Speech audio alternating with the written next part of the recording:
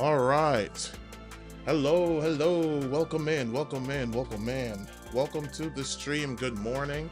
I hope you guys are going to have a great day today. I hope you guys woke up in a positive attitude, in a positive mood. I feel great today. So, today we're going to be doing some sound design in Logic, and we're going to take those sound design and see if we can create some drops out of it. So, just very fun live, well, at least for me. So nothing too serious, just, having fun, testing out these sounds, seeing what we can do with them. This is by all means not an attempt of making a song whatsoever. However, if we create an idea that's like really cool and I want it to extend it as a song, then I'm going to save the idea for later, or probably like, I don't know, save it as a sample or something like that. So yeah, I don't.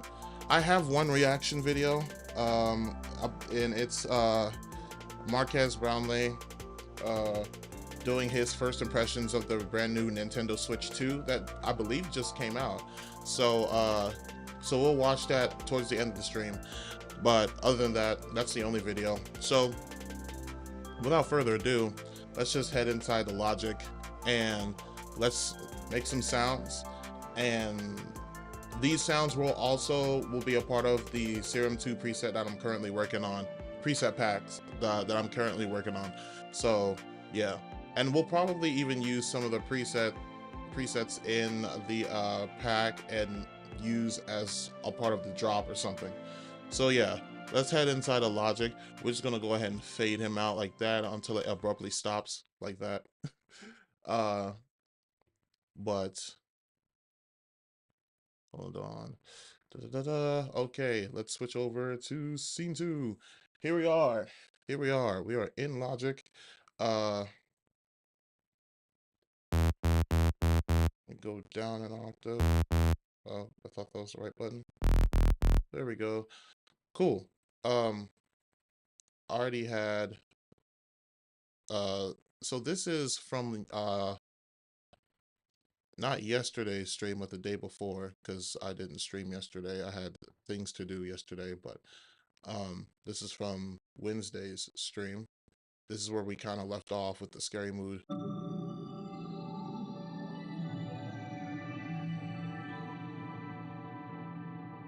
So we'll just initialize the preset because we already saved it.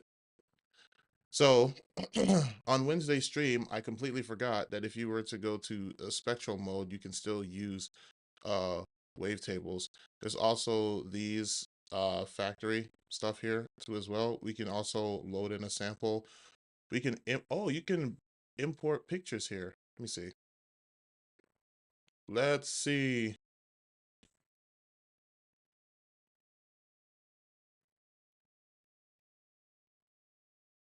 Let's see, because I have a ton of pictures. Um, let's import this clock. Nothing. Great. Uh, but if we go to wavetable, uh, I'm pretty sure you can. Let me see something. Um, let's go to downloads and let's kind of make this a tad bit smaller.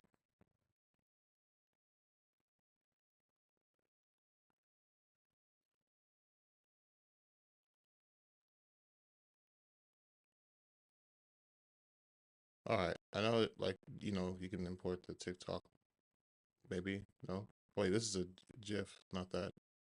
Let's try like I'm trying to find maybe a leaf. This is a PNG. Yeah, that's a leaf. You can import pictures on here.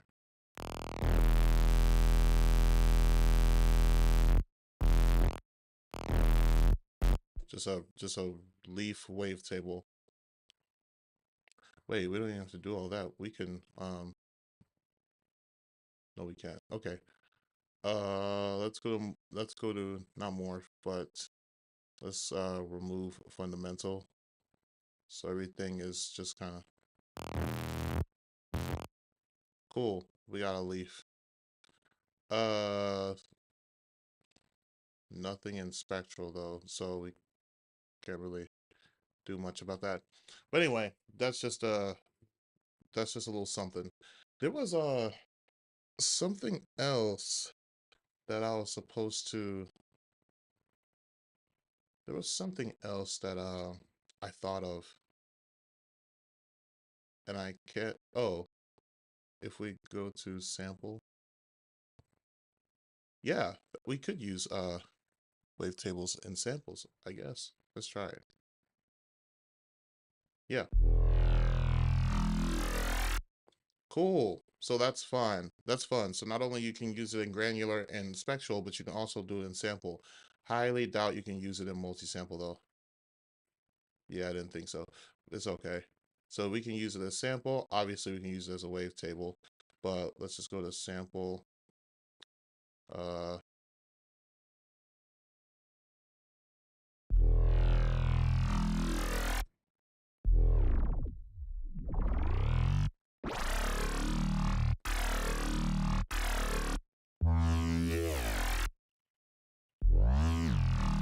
you could honestly create like a cool Reese with that.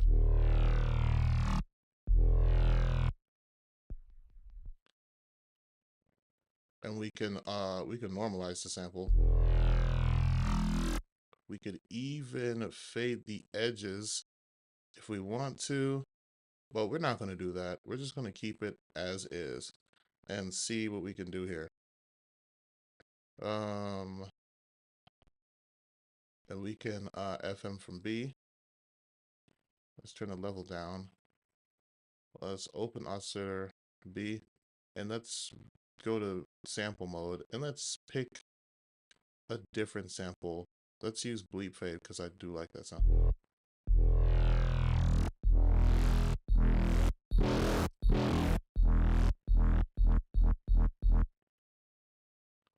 All right, let's try this one.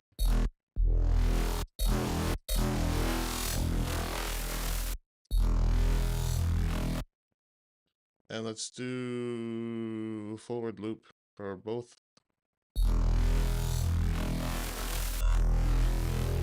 Oh, I hear it. If I to go up, I need to go up an octave. We can normalize this. And we can actually go to spectral.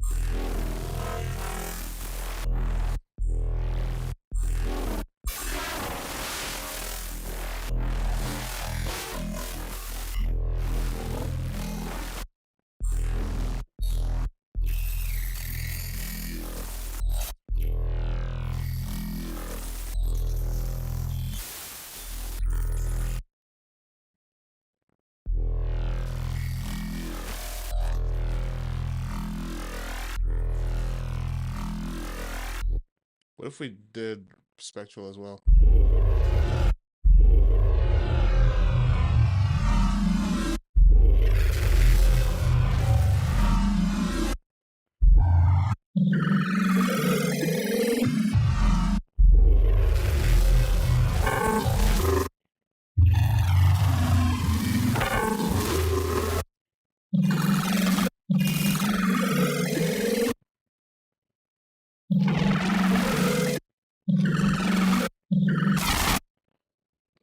Huh.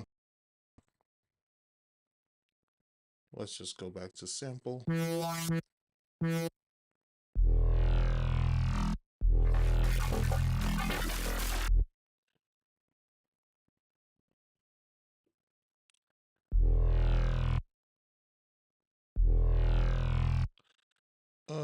Distortion, Seinfeld.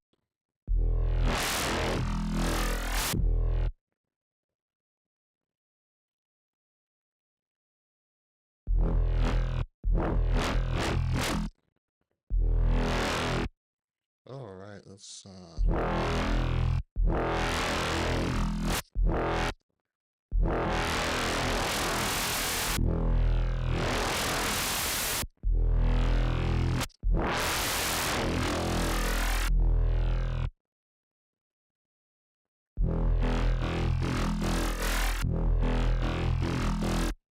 do filter one, and let's turn the cutoff down.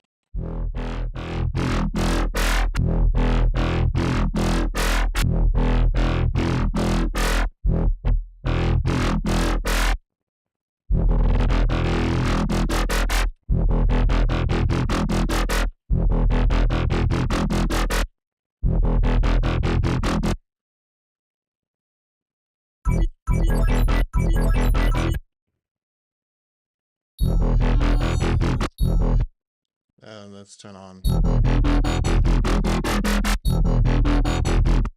And let's turn on some unison and detune.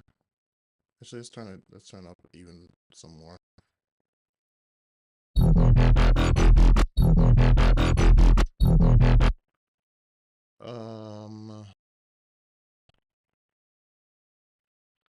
We have where's the filter?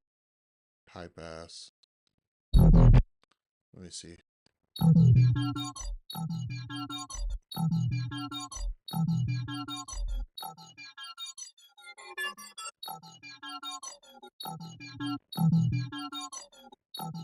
There you go.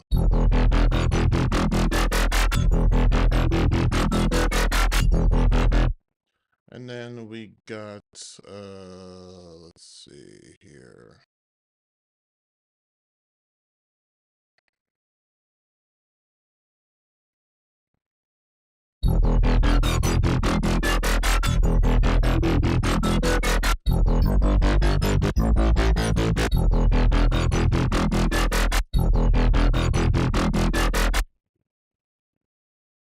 And let's do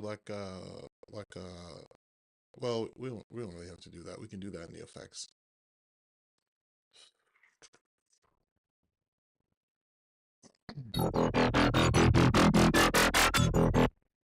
Then we can turn on our sub. Oh, make sure it's direct out.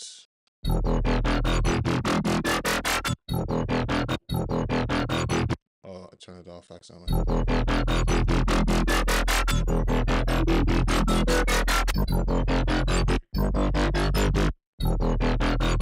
But I'd much rather create a sub with oscillator C and make this direct out, because it's just more convenient that way. Like, make it a sine wave and then use distortion, maybe like tube.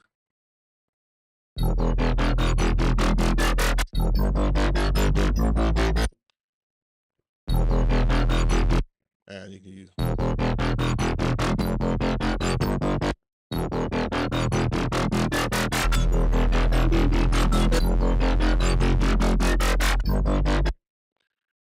we can kind of turn the level down and also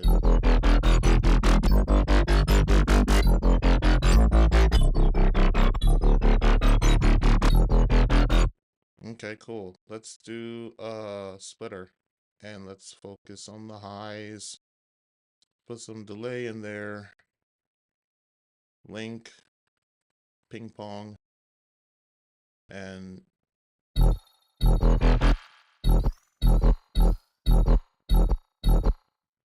let's kind of affect.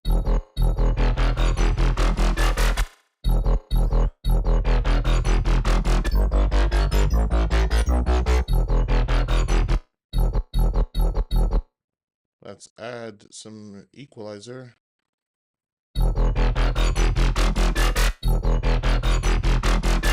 We can actually just kind of boost the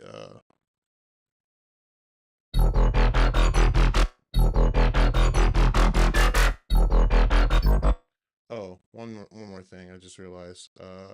Is there a random on here?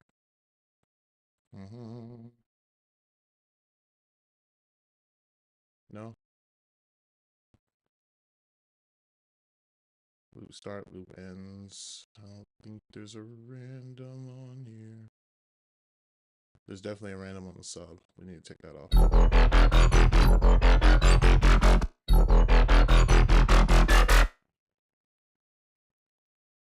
For sure.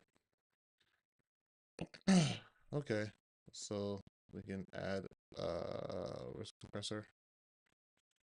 Multi-band.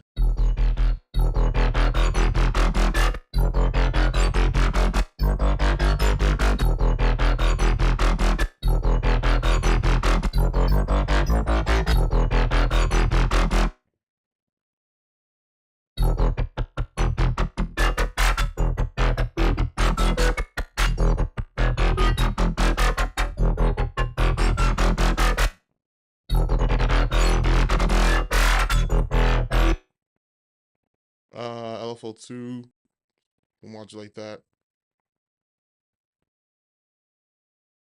Just go to 16 bars with that. And sample and hold, smooth them out.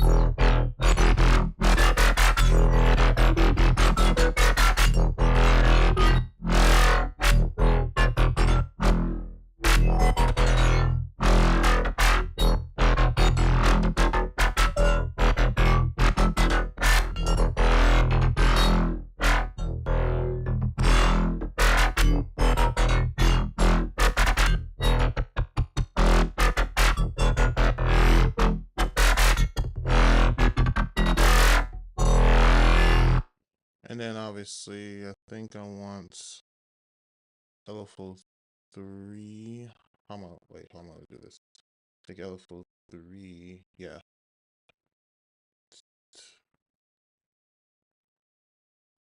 To modulate this, then make this do sample and hold and smooth them over.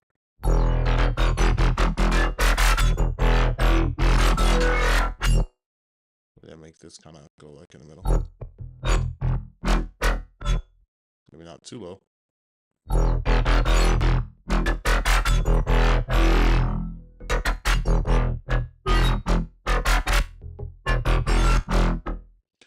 We can give it like a stabbing motion, and then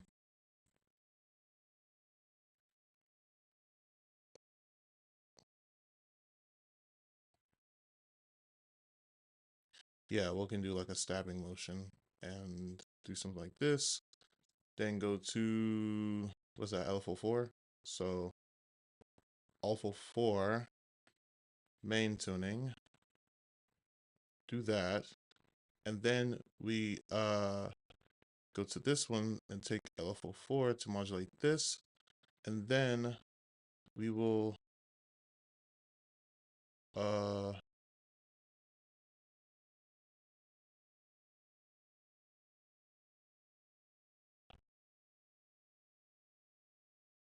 LFO2 rate.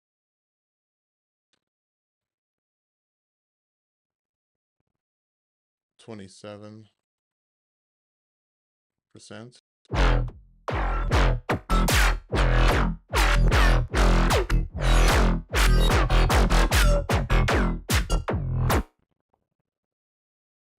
We can actually go like eighth notes.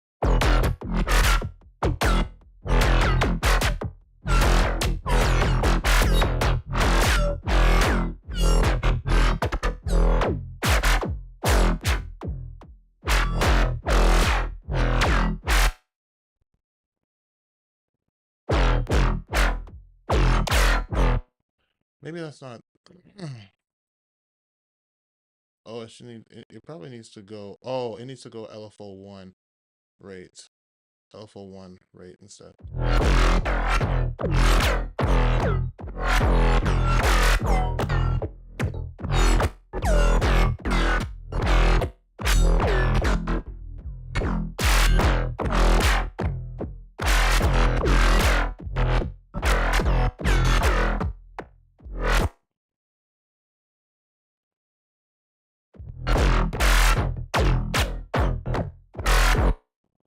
But how do we change the... Oh, wait, hold on.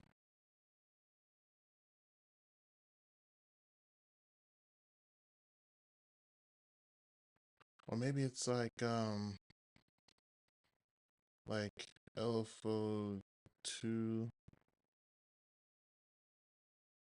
LFO4 rate. Yeah, that's what I was supposed to do. Okay. Still the same as that.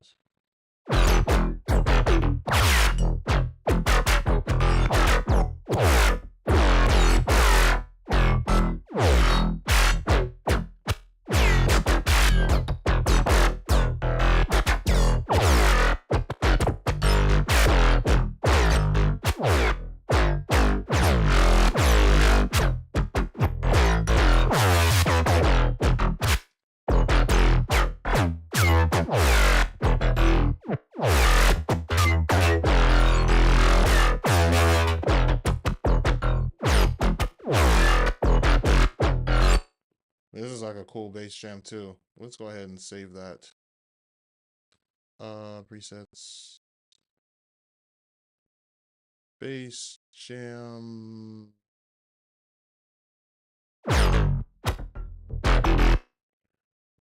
Yeah, I think this would technically would be 4. Oh. So there's already a bass jam 4. Let me see.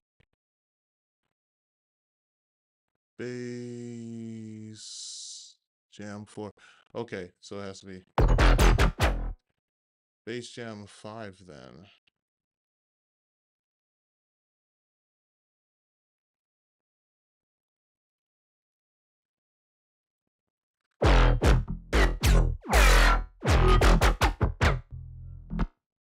Let's look at the EQ.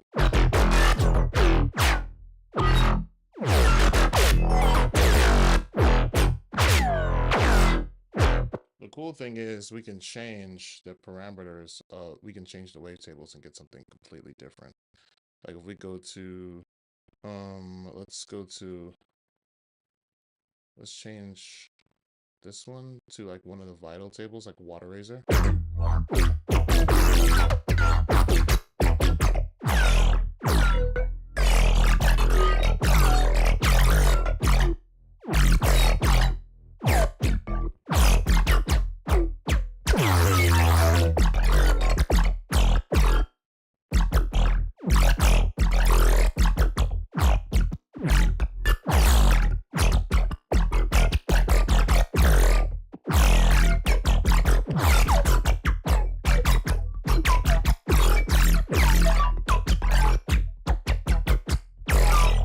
Do you hear that?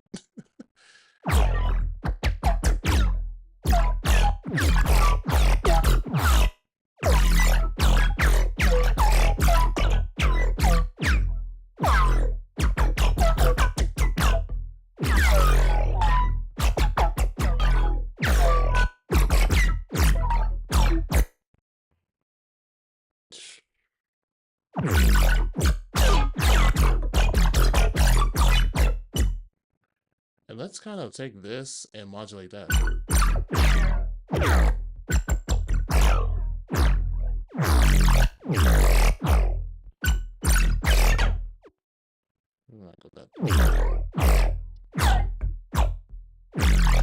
Let's go to the matrix and just kind of do that.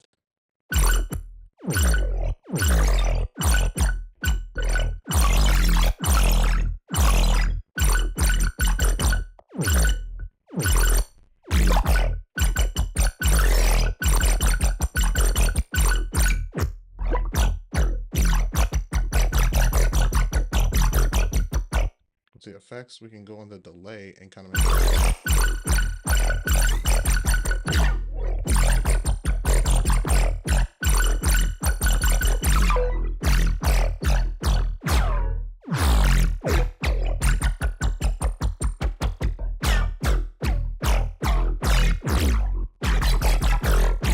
you can do, like, if I added some, let's see, M cabinet,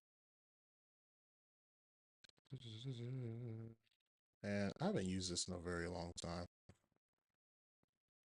Uh, let's see. How to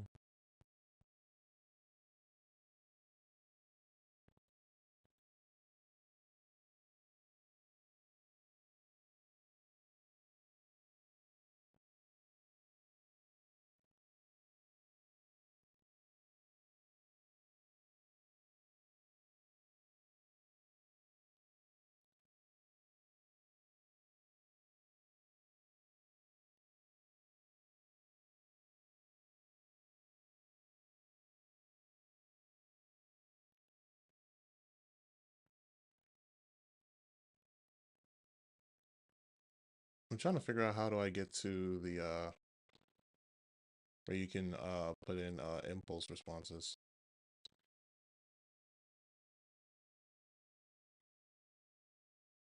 Let's see. There's a way to do it. I just can't remember how I did it. Genre base. Thunder? Oh, this is new. Yeah. Let's see.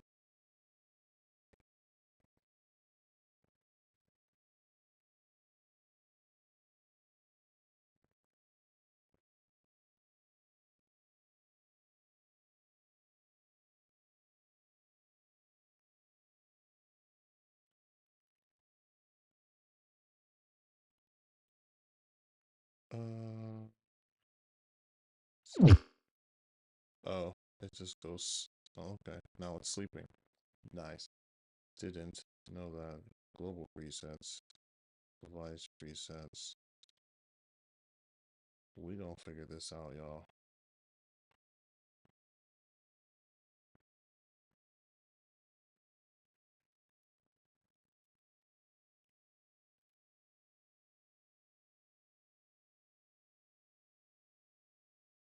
Uh,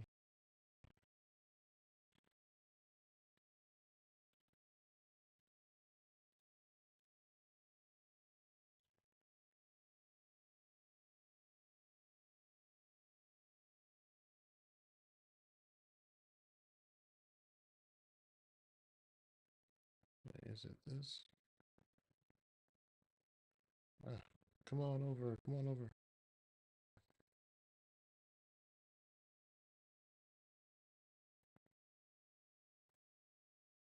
These are different. Okay, these are different presets.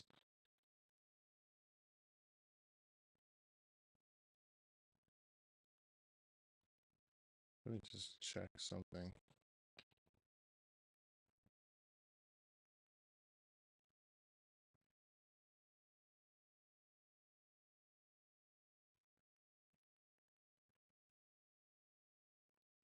I don't think it's this one.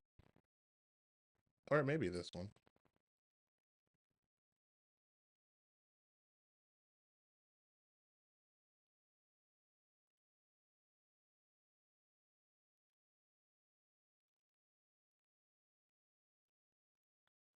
More things.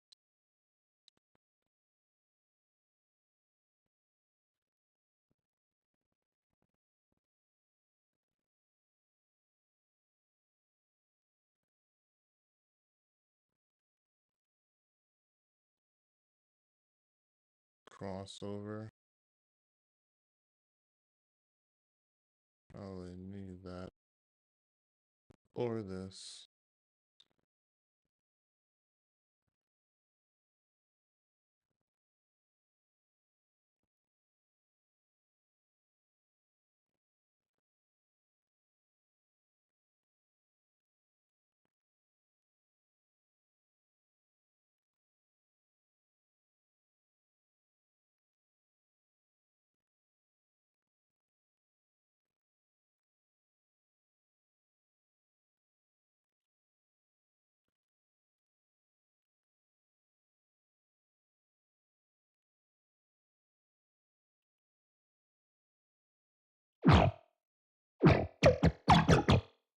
Right.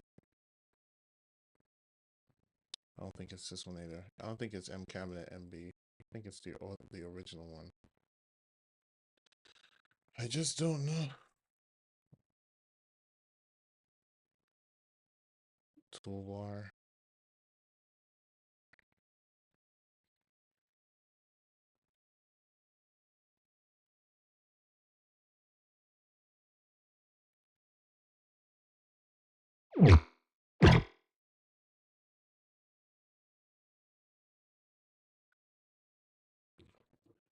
And I've done this before. For some reason, I can't remember.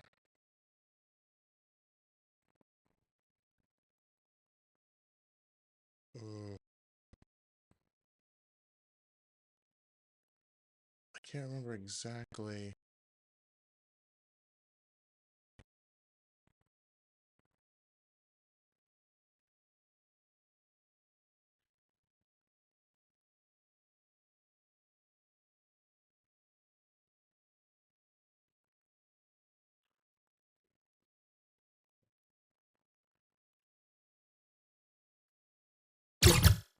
Ow. Oh, those acoustic resonance.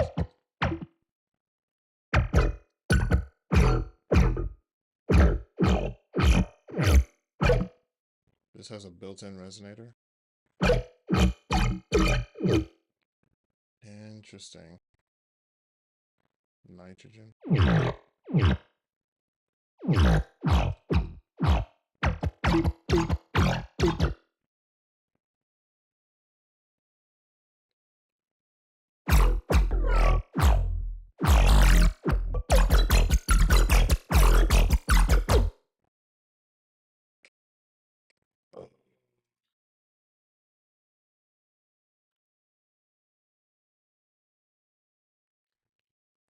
Hold on, I'm gonna figure this out.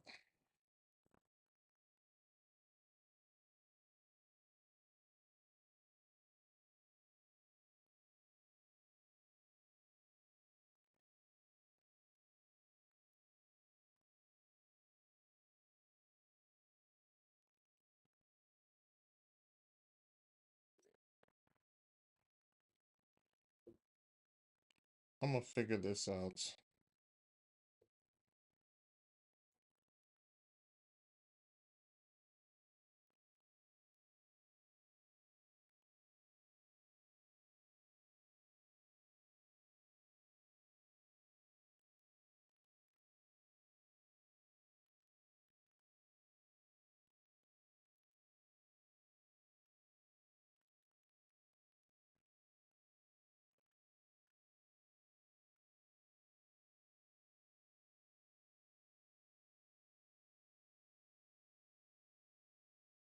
Oh, switch to edit mode. It's this one. That's what I was trying to do. Okay, yeah. Thank you, ChatGPT. I was like, I can't remember for the life of me how I do this, but I remember now. Okay. Not remember. ChatGPT saved me. See, ChatGPT can save me for a lot of things. Okay, let's just bring some, let's go to desktop. Let's do all stems. No. Sample packs. Let's go to sample packs. If I can find the folder. Here we are. And if we're gonna do some color basey stuff, why not pick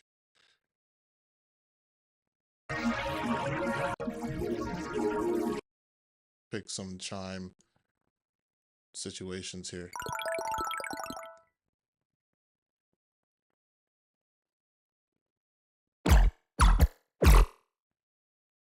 Why can it not? It's not doing anything.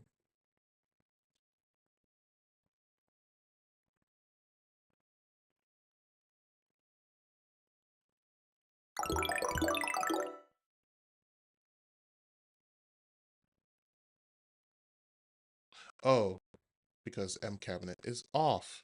That's why. Maybe. But still, nothing's happening. Why can't I drag it over?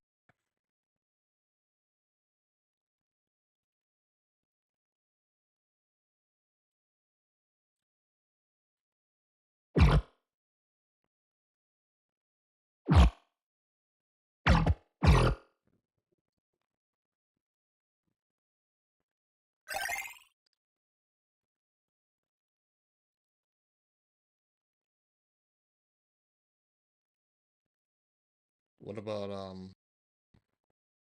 MD? No, it doesn't have. Oh, it has an add button here. Can it transform using MD? Yeah, it can. For some reason.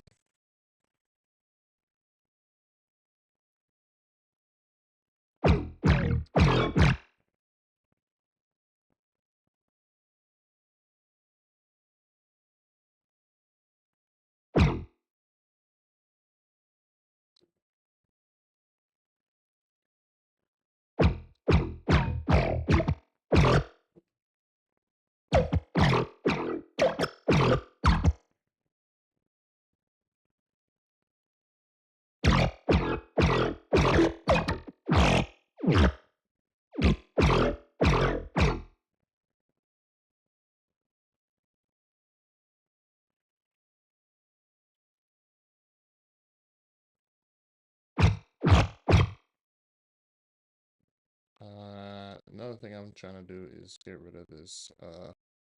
Oh, this is band one. Can I just turn it off? No? Okay.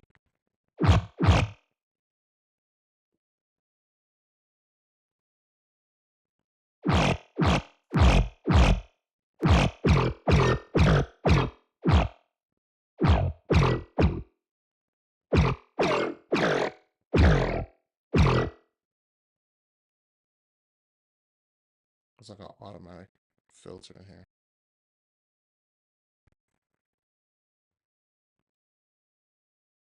That's tilt. This is pitch for sure.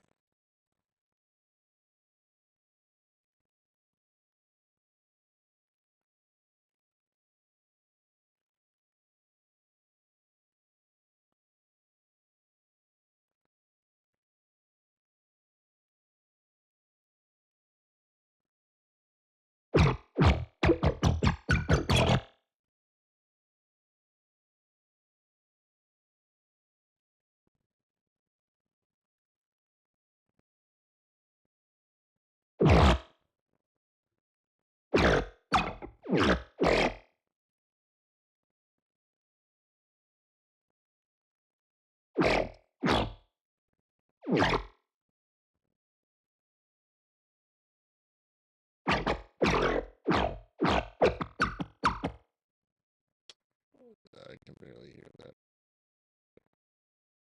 Use regular end cabinet for this. I'm gonna figure it out. I'm gonna figure this out. Stuff like this, I don't take lightly.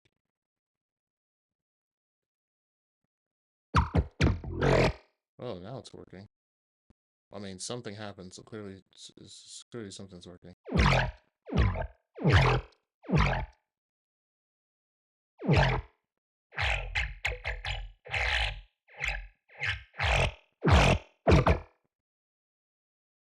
It's so that's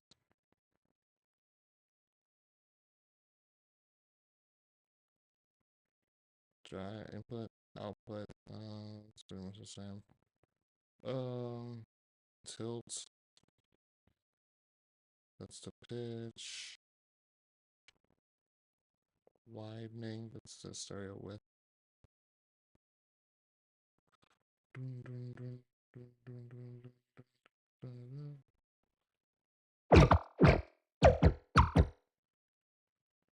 Flat.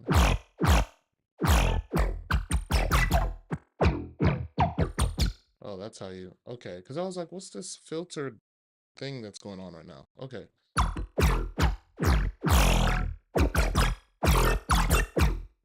Okay.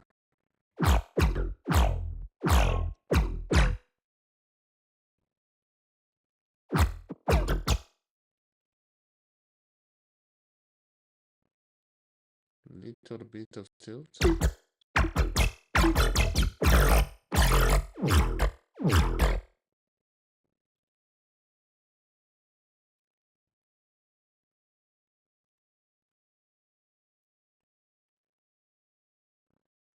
Oh, resonator one. Oh, that's what R. This is resonator. What is this? Widener. Okay. So this is the actual cabinet. Cabinets. There we go. Where were you at? There you go.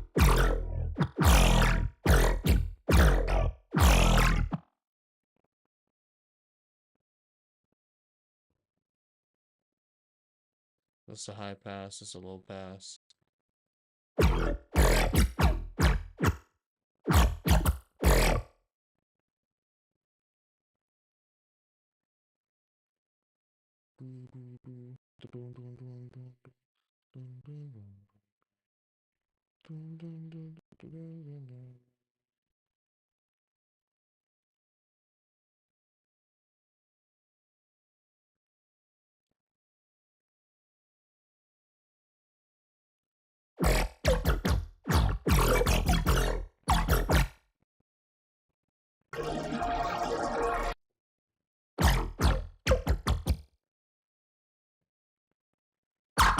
Ouch.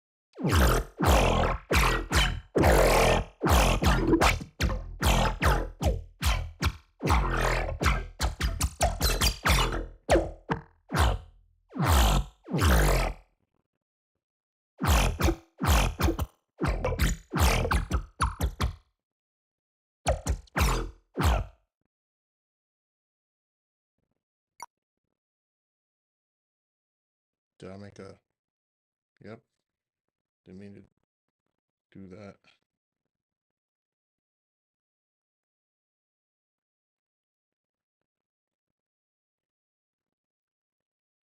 I don't know what I just did.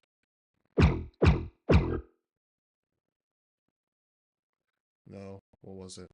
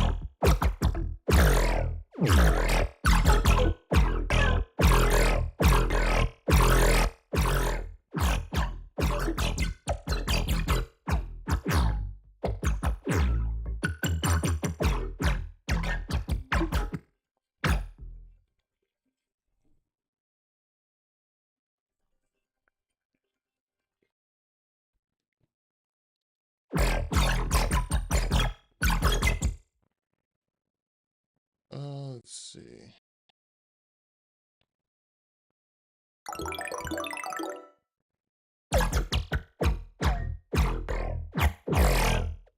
Anyway. Instead of M cabinet, we can use like chroma and just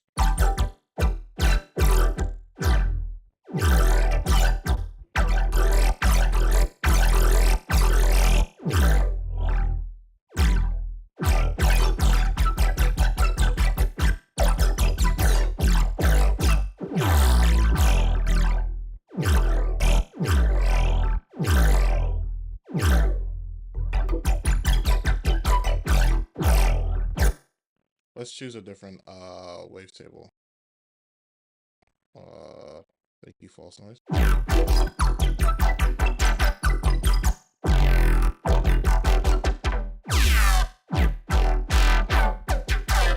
We can actually choose like a different wavetable here. Like let's use and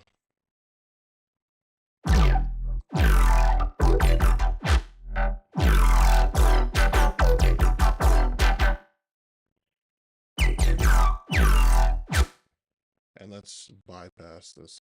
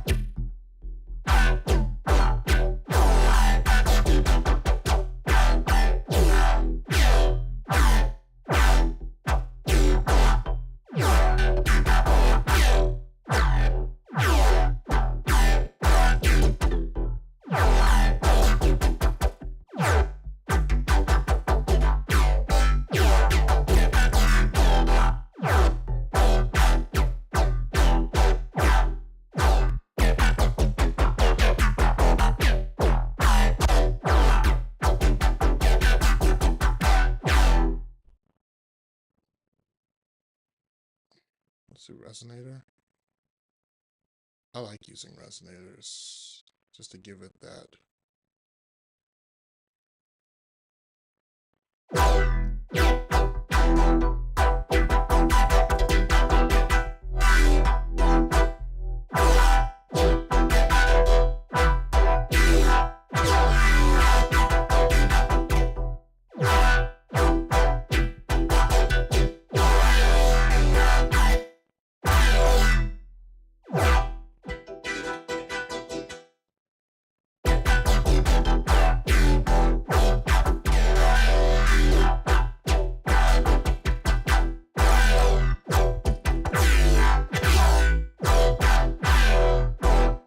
Try adding a pad on the noise oscillator.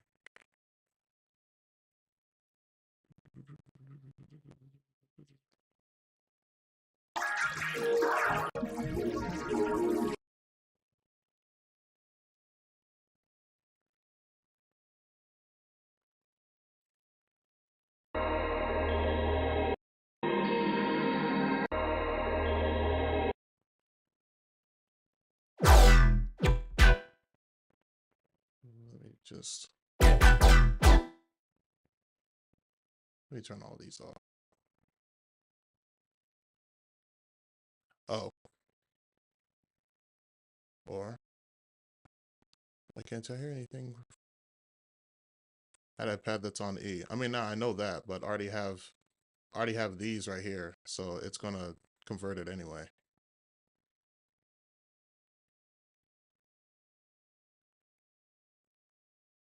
For whatever reason, my noise oscillator is not noising.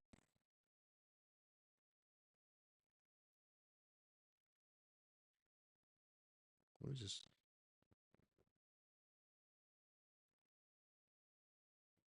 weird.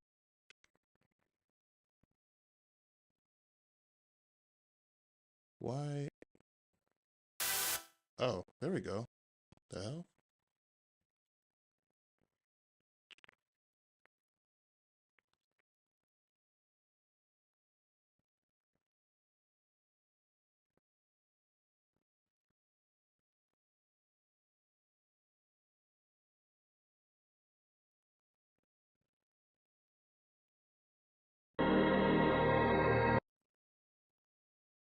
Wait, that is weird.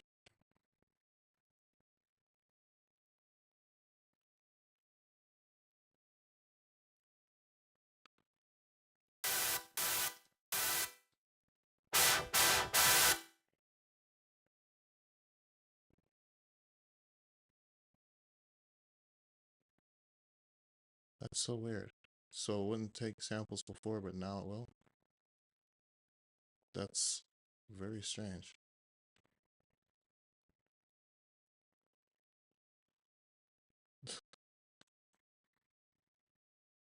Really, not that it would make a difference, but no.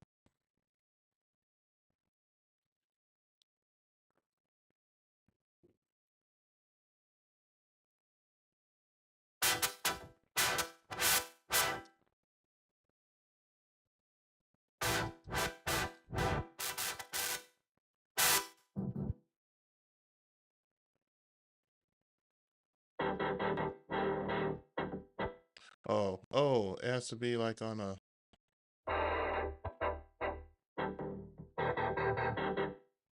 Okay, cool.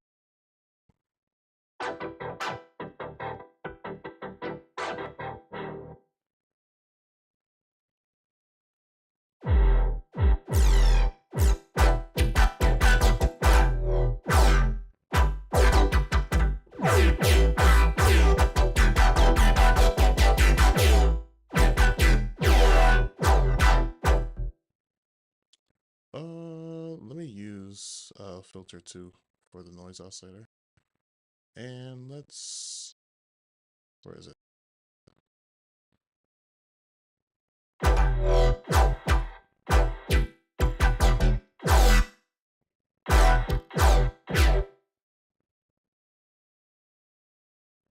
I could use both though, right?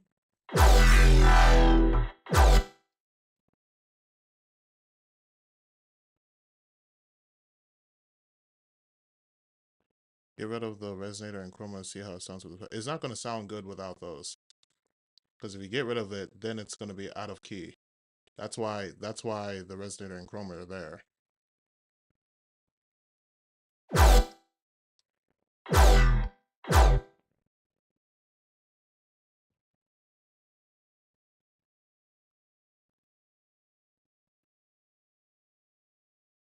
Obviously, if I got like a pad with a E key, then it would sound fine.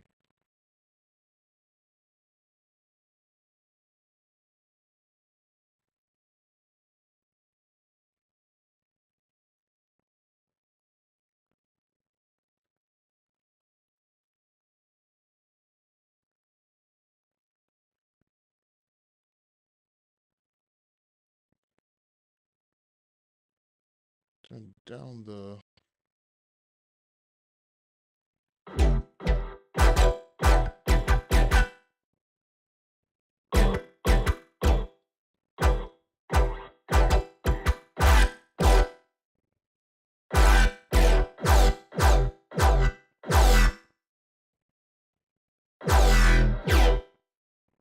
The thing is.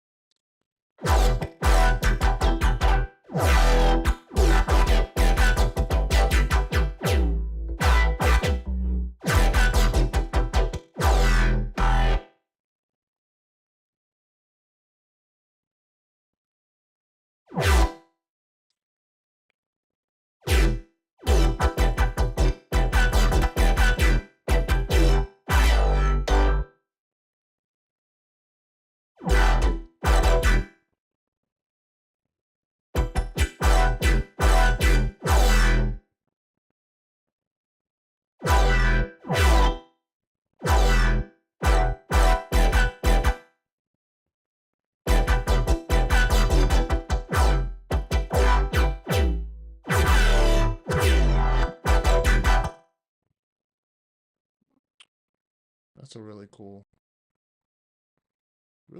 patch.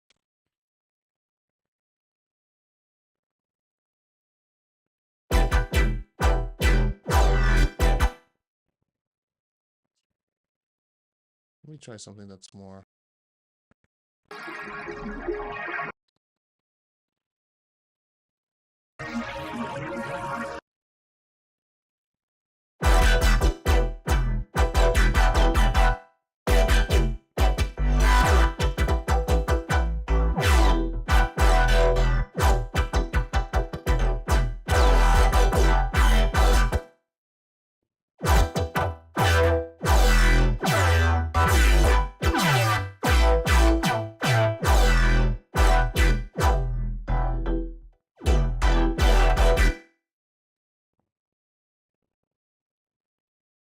Obviously, without this.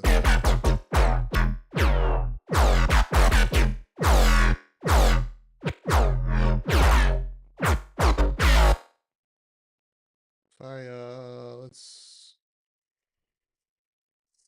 see. Was it on this one? Probably. Yeah, it was this one.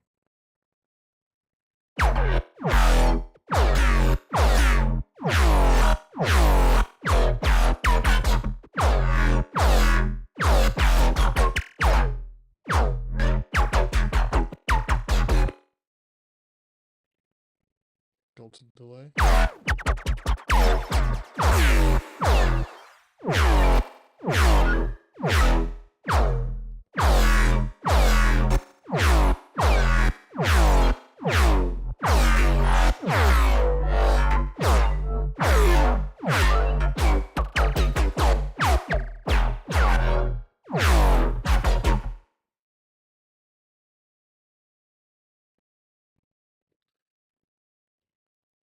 HJAM 6. All right, let's change the.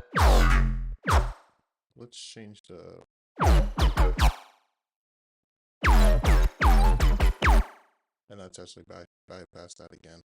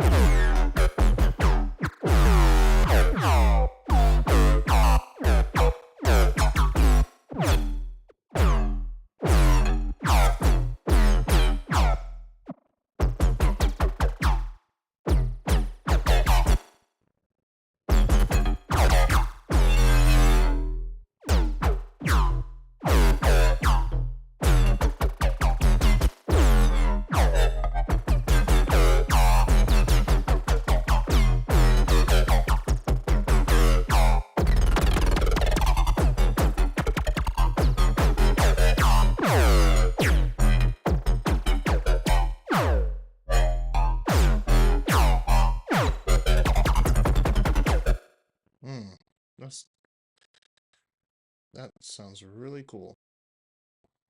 Reverb, where's that? I'm gonna put it right in between the delay here. Get that metallic sound.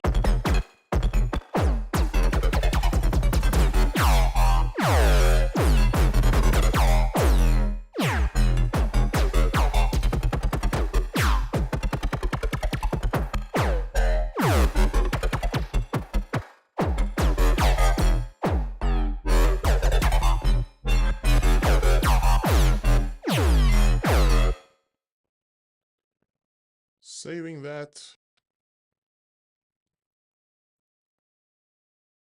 Oh, shoot. I saved it the wrong way. I thought I... Bass Jam 67. That's hilarious.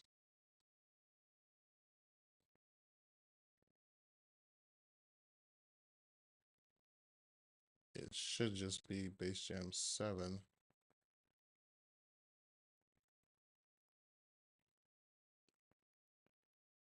So now I have to figure out, I have to get rid of this one. Move to trash. Boom.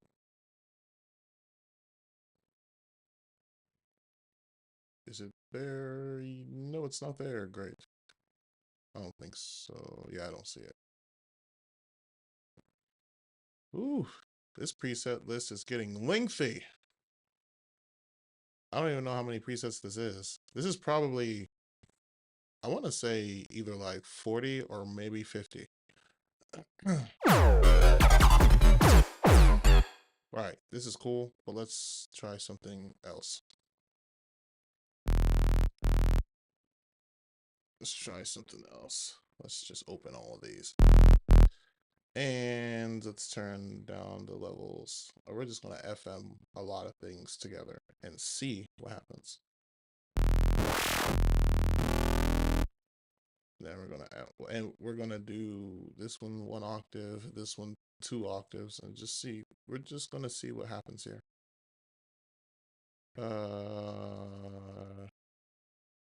No, FM from C.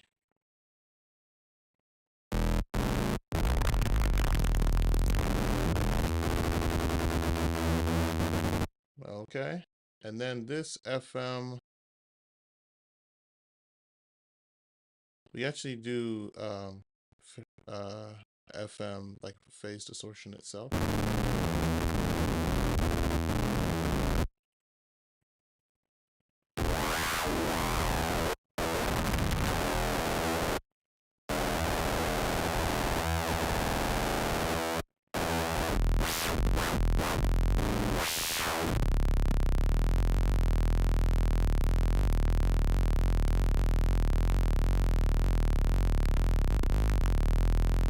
There's like a there's like a ring in the high end. It's so subtle. If you can hear that wham wham wham wham wham. That's kind of fun.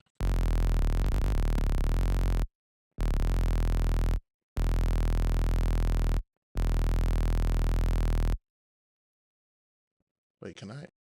This is gonna be funny.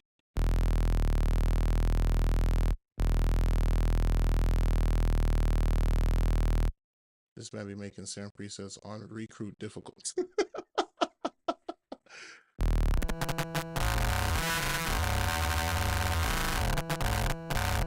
What is that?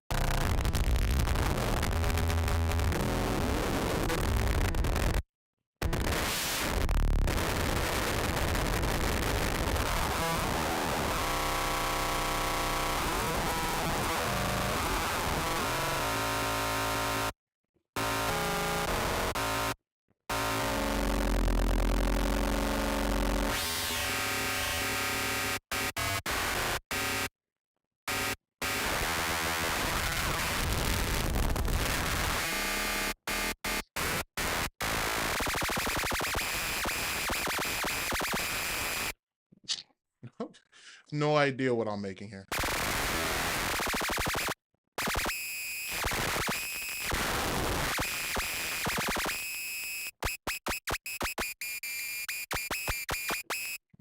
Okay.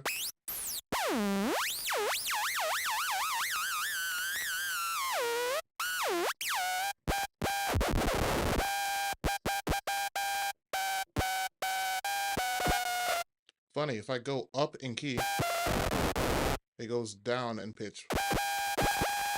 If I go down in key, it creates this this pulse effect.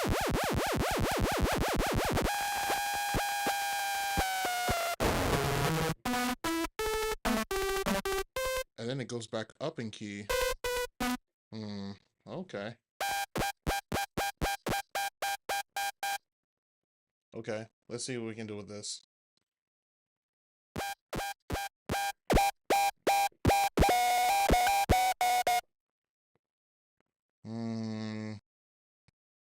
Let's get Sine Shaper.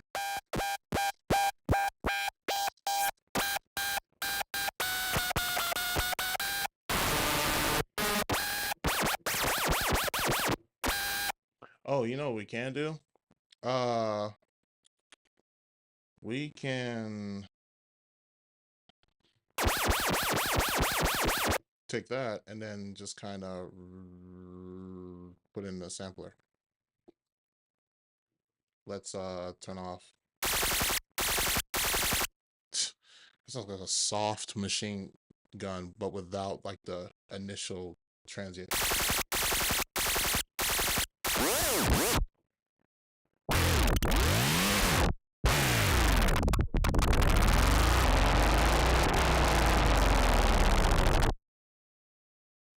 Okay, hold on. Wait.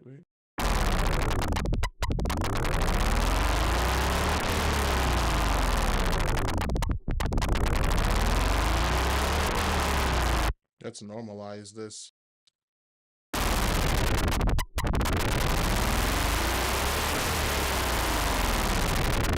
Let's give it some unison.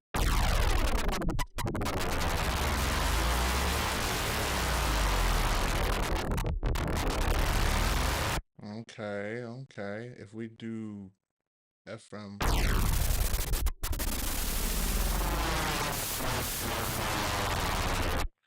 And okay, let's FM some more because we can.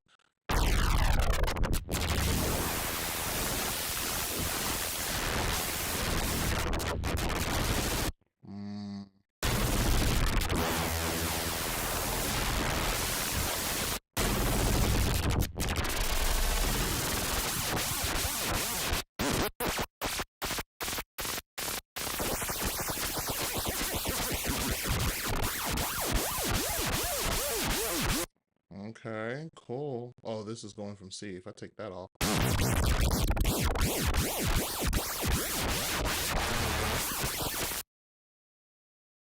Oh, so.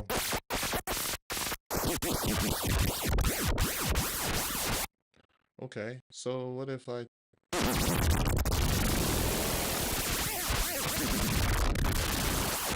Oh, but that's because it's -4, so it's gonna, do what it's gonna do. Let's see. If I were to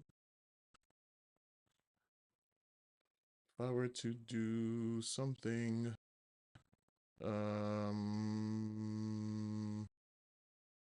FM back to A, that's gonna be.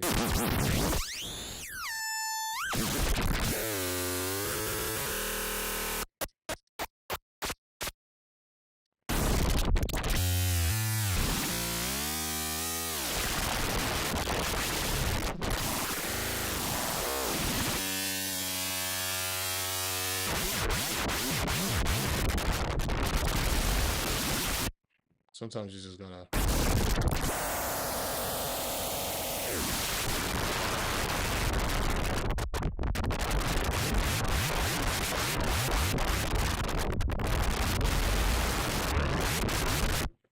Real quick, let me put the scan to 0%.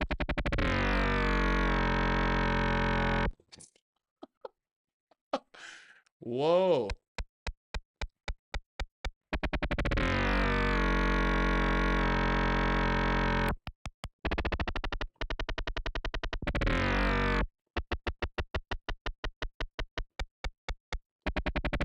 So I'm pressing the note. I'm pressing a note, and it's getting me different results.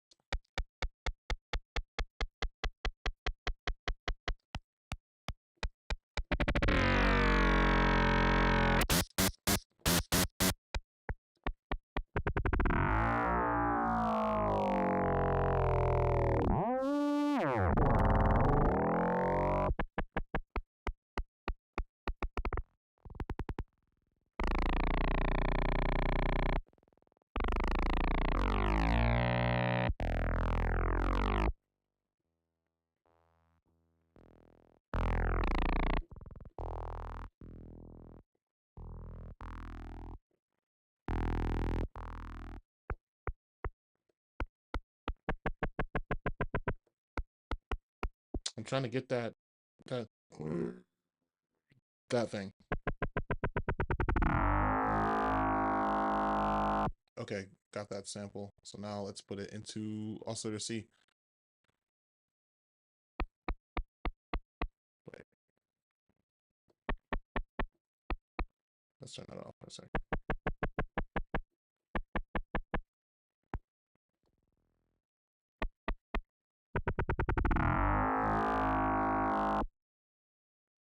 Did I get it this time? Haha, I did.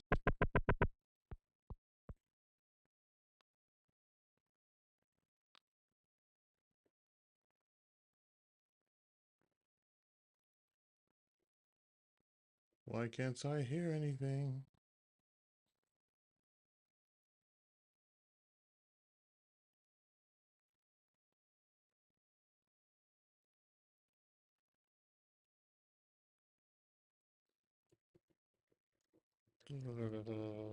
Okay.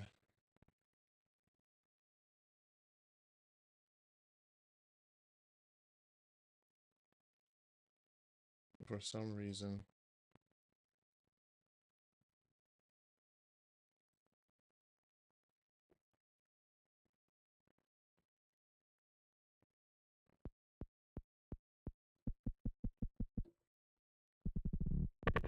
Oh, there we go. Serum 2 is a little bit buggy at times. Okay, let's normalize this. Let's kind of just do. Let's do a form.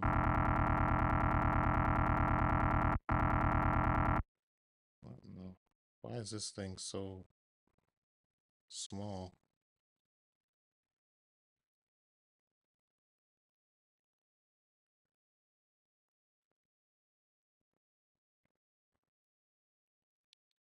Wait, let me just do this and see. And then I can just close in on whatever.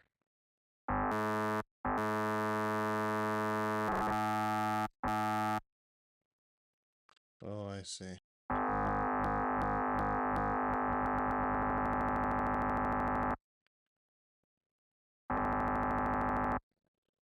I can just jump.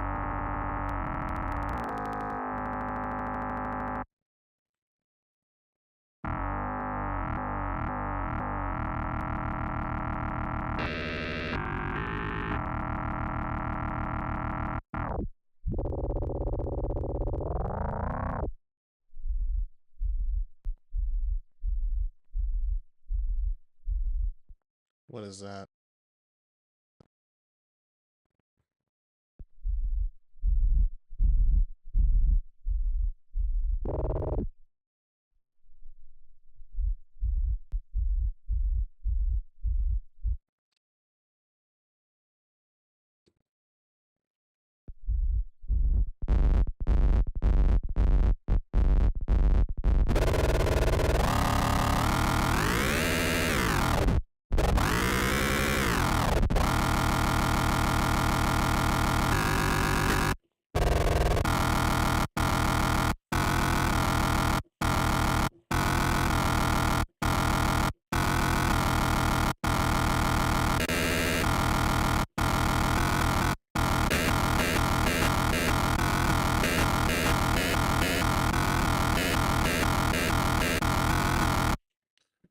cool.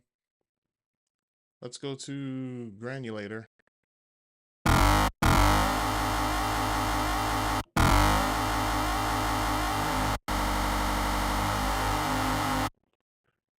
Let's just kind of see what this Granulator can do.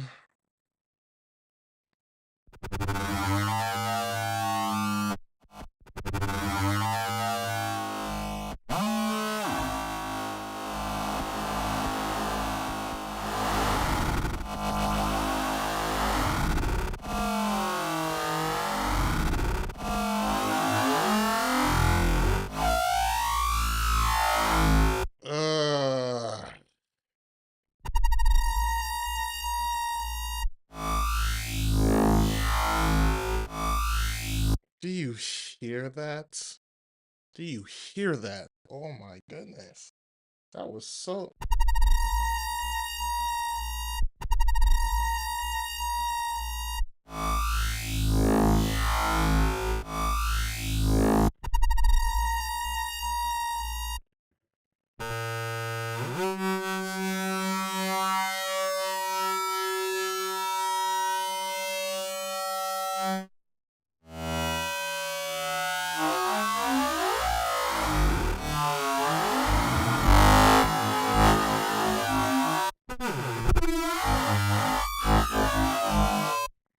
What if I put a random?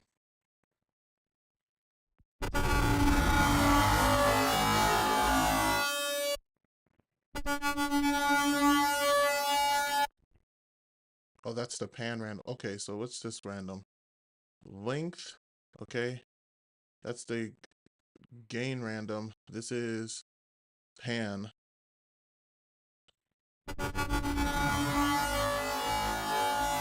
Okay.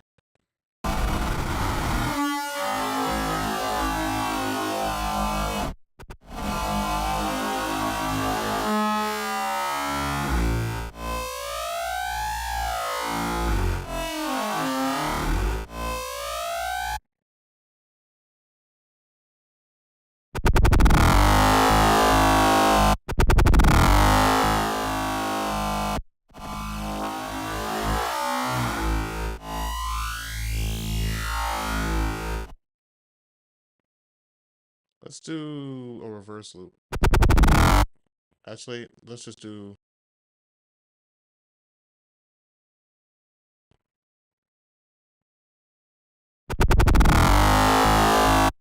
And let's just go the opposite way.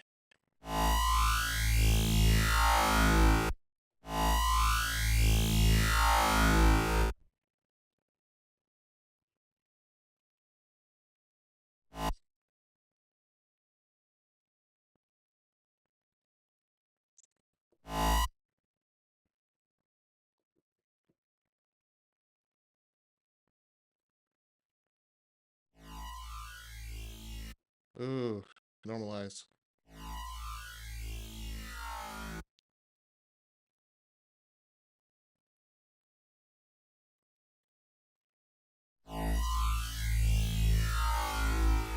Okay.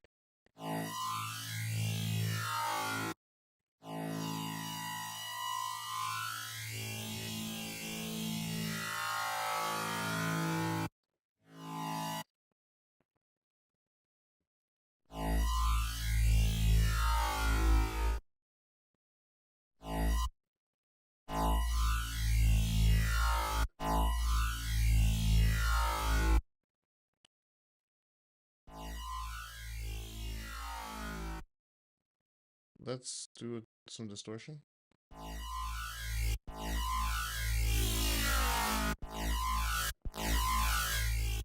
More like a soft clip.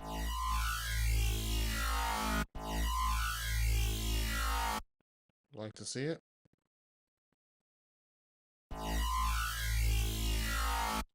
We can save, I guess.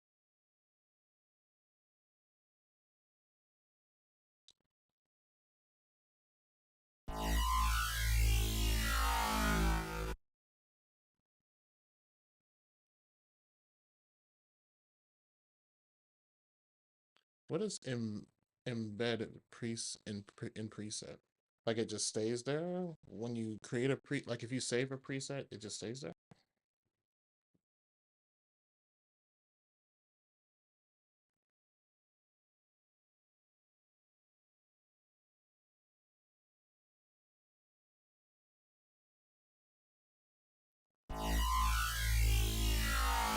Okay, well we got something here.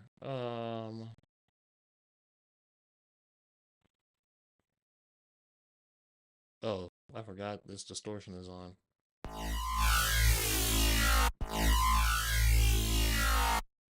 Actually, we'll just use tube.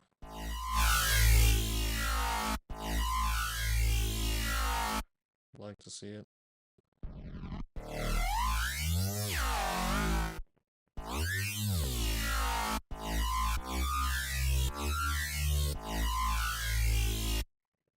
I really like this sound.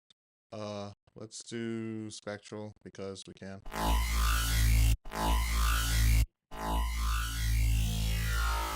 And let's do some spectral stuff. Like gated stuff.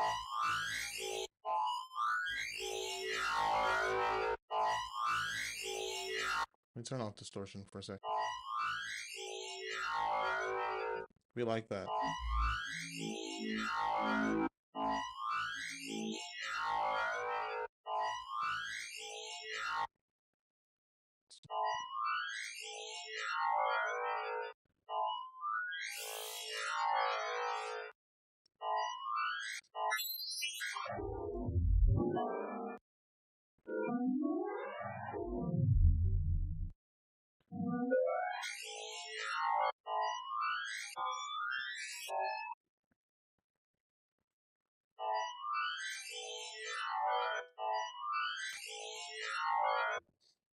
Okay, then let's see if we can do something.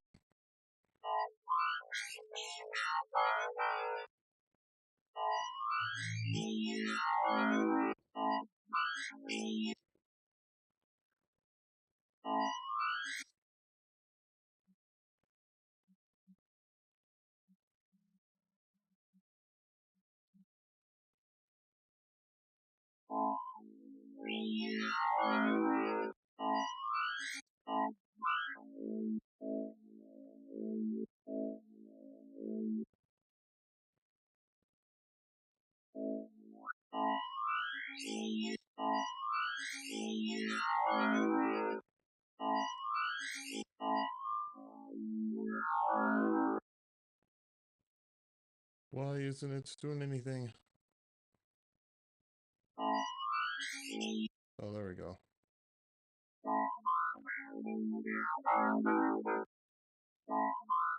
Oh, let's do forward loop.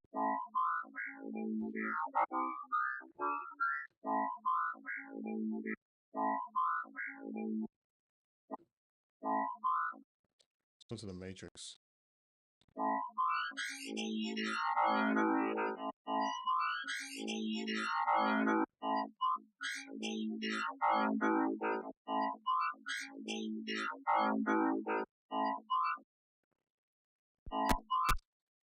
We can turn this off. And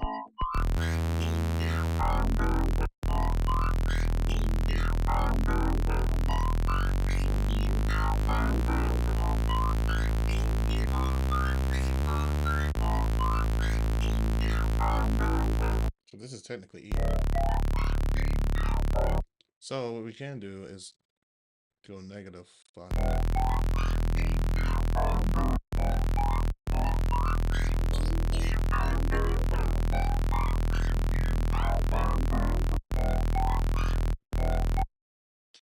And let's get like a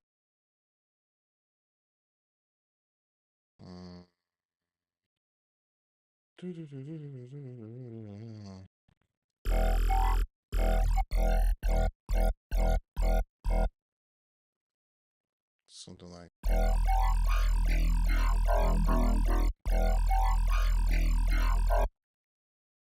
give it like a soft clip distortion. Well, maybe soft saturation. No, nothing about that is soft at all. Pause, but just to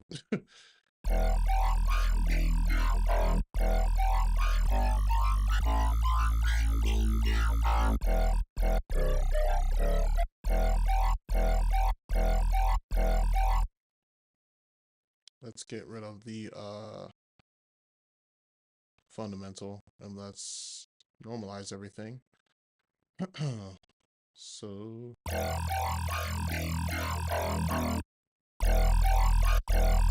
let me direct out.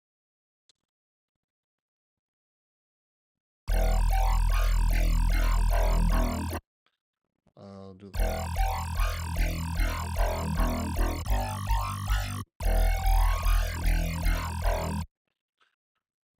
Let's do filter one. Yep, yep, yep, yep, yep, yep, yep.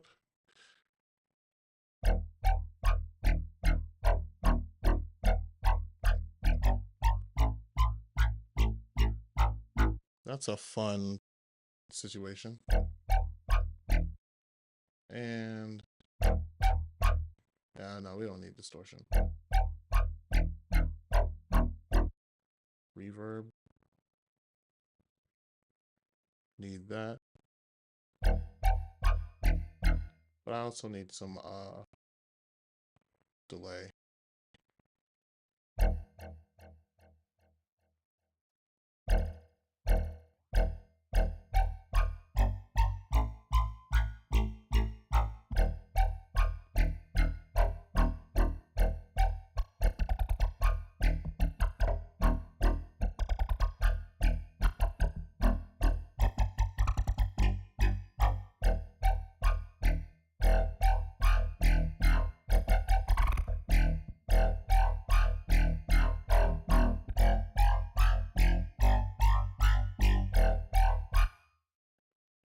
Let's do some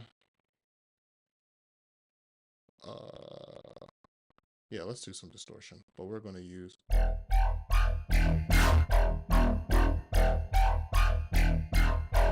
soft clip. We like that. All right, equalizer, let's bring up some of that. And let's get rid of this for now.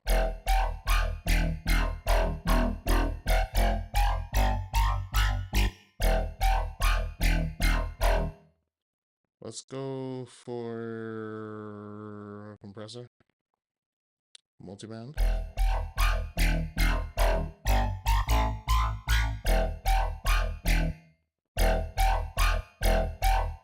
Turn that down.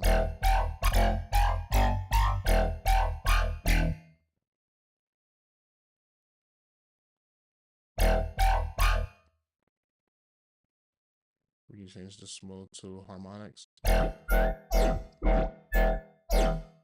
I like messing with harmonics for some reason. It's just fun. All right, let's make a drop. Let's make a drop. And let's go into the matrix. Let's turn this all the way down to like oh, sample and hold. That's important.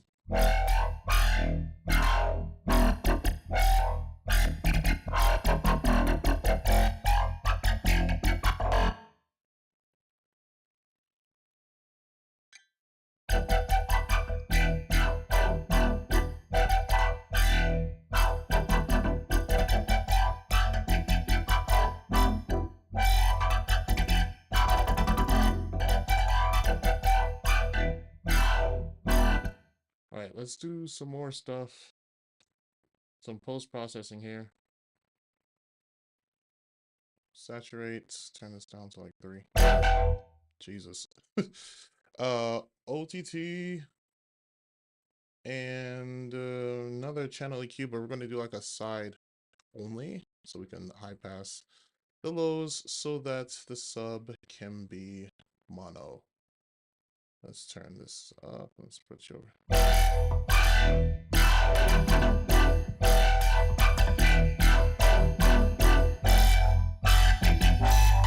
All right, cool. So now we need some soothe. Soothe 2. Get them sharp.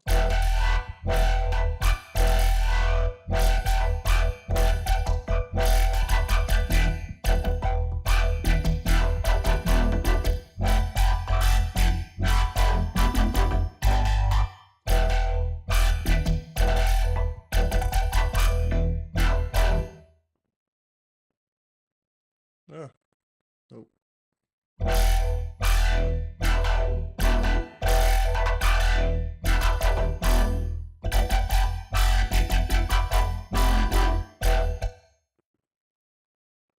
All right.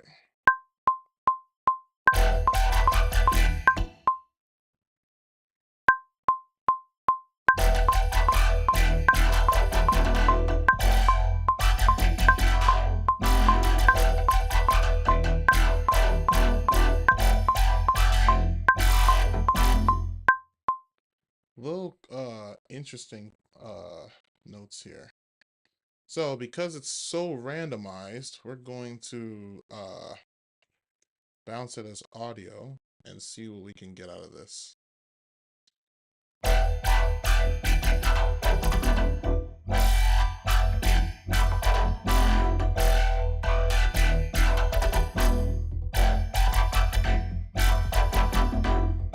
Oh, I like that little dun dun dun dun dun dun dun dun dun dun dun. The MIDI is like a bit not in place. There we go. Which means I have to render this again. Wait, I gotta render this again. Yes. Unmute it, re-render. Sucks. I actually like that little dun dun dun dun dun dun.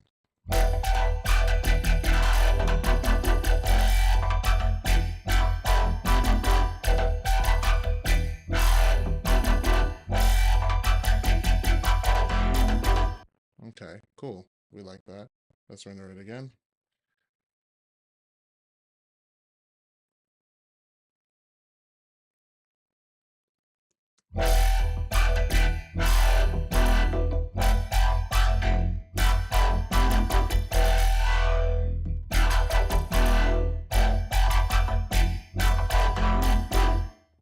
Okay, coolio. That sounds fun. Back to you.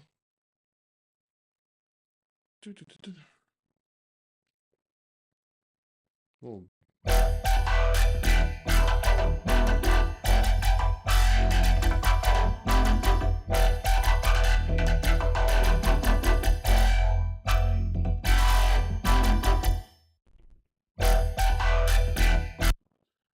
Dun dun dun dun dun.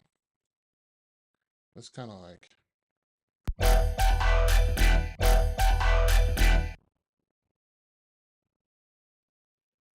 I didn't mean to really do that. I just wanted to dun dun dun dun dun dun.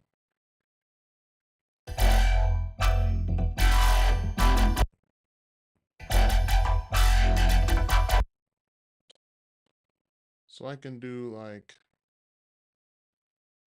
bring this.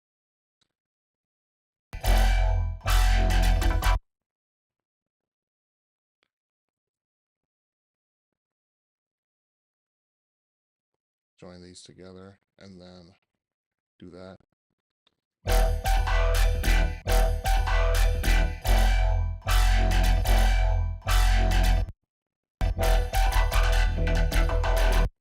I like that. This is low-key how I be making my drops nowadays.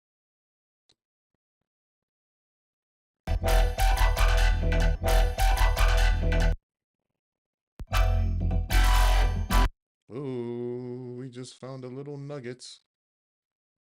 One, da-da-da. We just found a little nugget.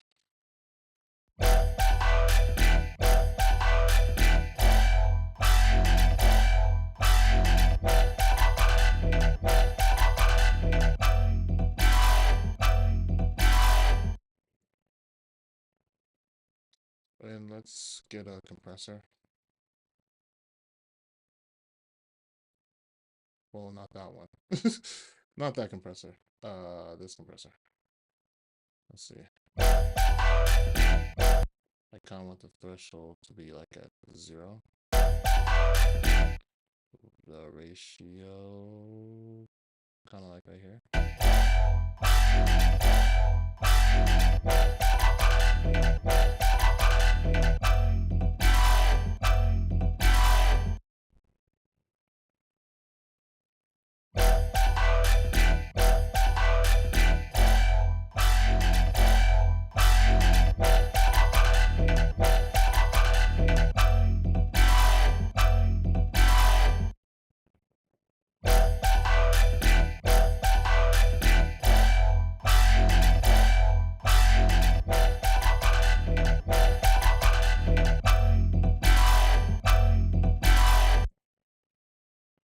Okay.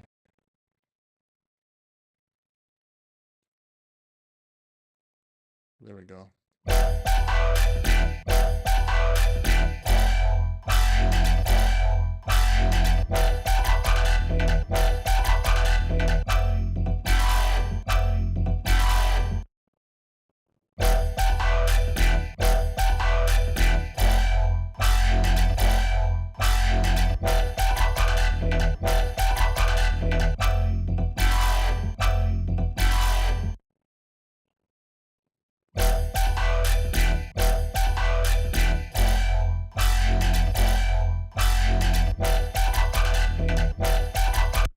Okay. Cool. All right.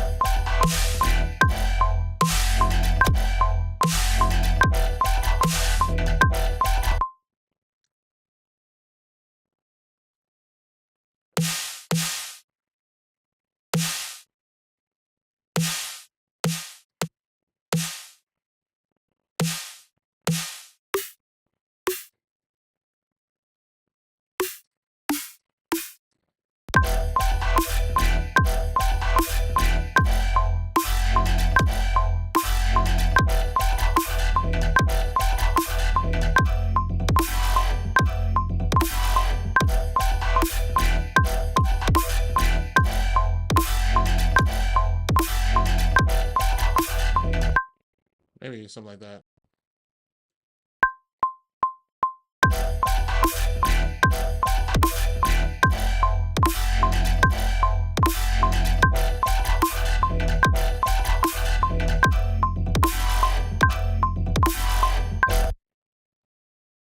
I kind of like the second half better. Wait, no.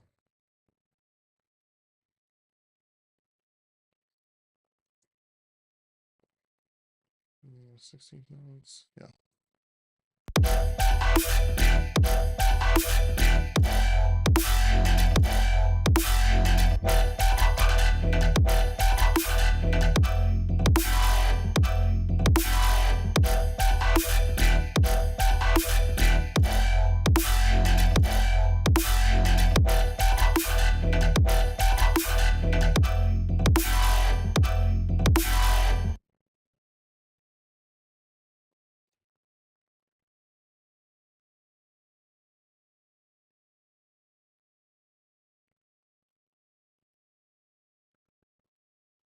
Let's do this.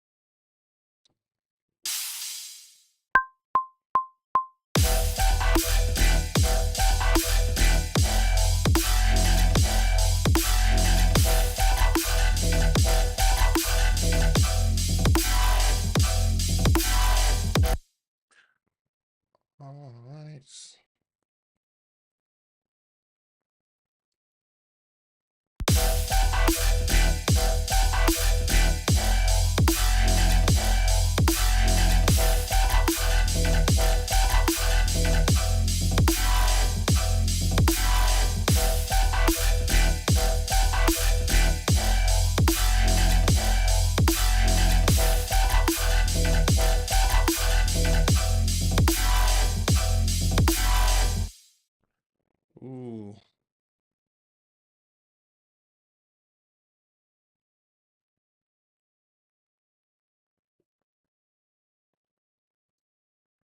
And then we can kind of continue with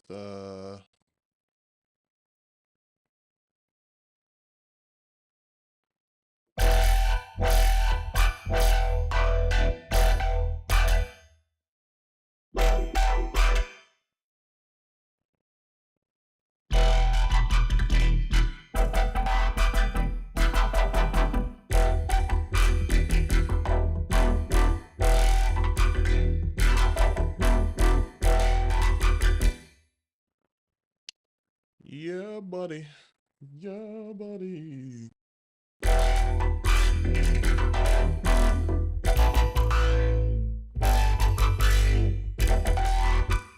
Let's let's do that.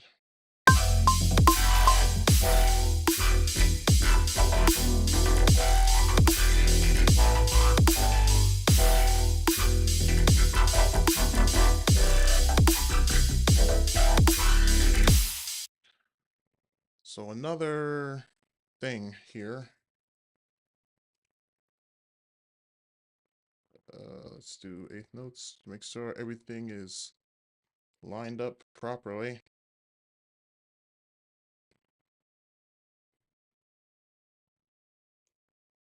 Let's see what we got here.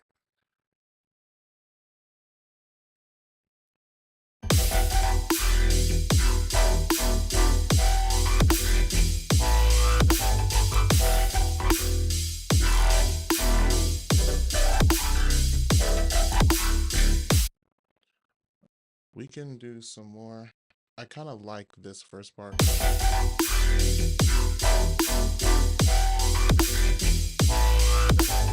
Like this part. Let's see. There's this compressor.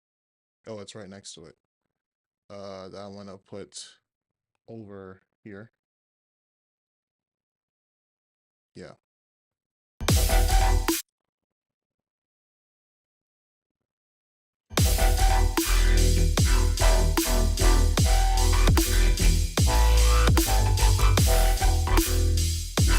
Honestly, I didn't even have to do that. I could just drag this down and do all that.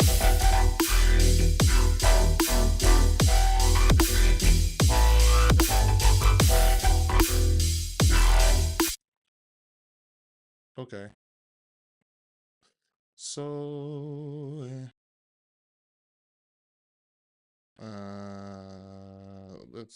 we'll use him, and then we'll mute everything else.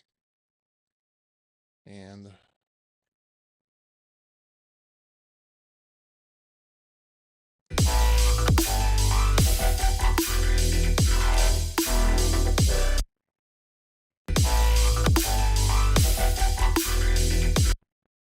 I like this little part. Dun dun dun dun dun dun dun. Dun. This part, bring him down. Actually, he goes right here. Oops. So.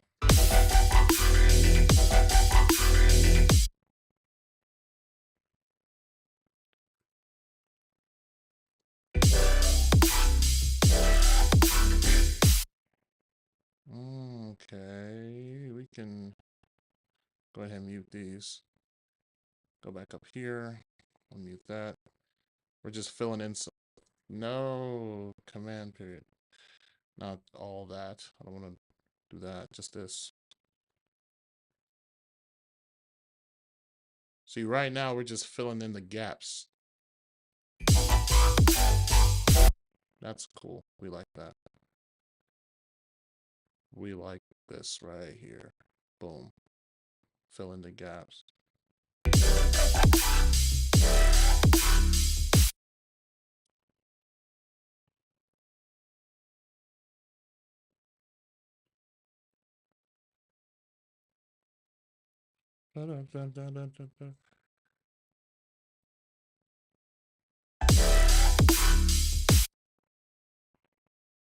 And yeah, I guess I'll keep this, but we'll do like a dum dum, like right here. It'll be like a dum dum, like that, like a dum dum, like that. Mute these.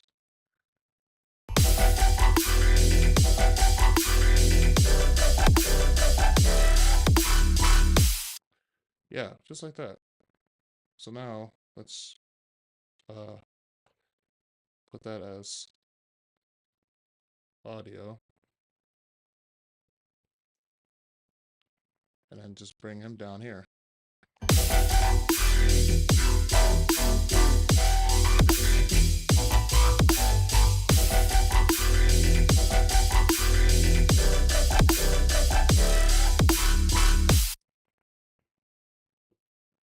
And repeat it. Let's go ahead and mute that. So here, we got our drop.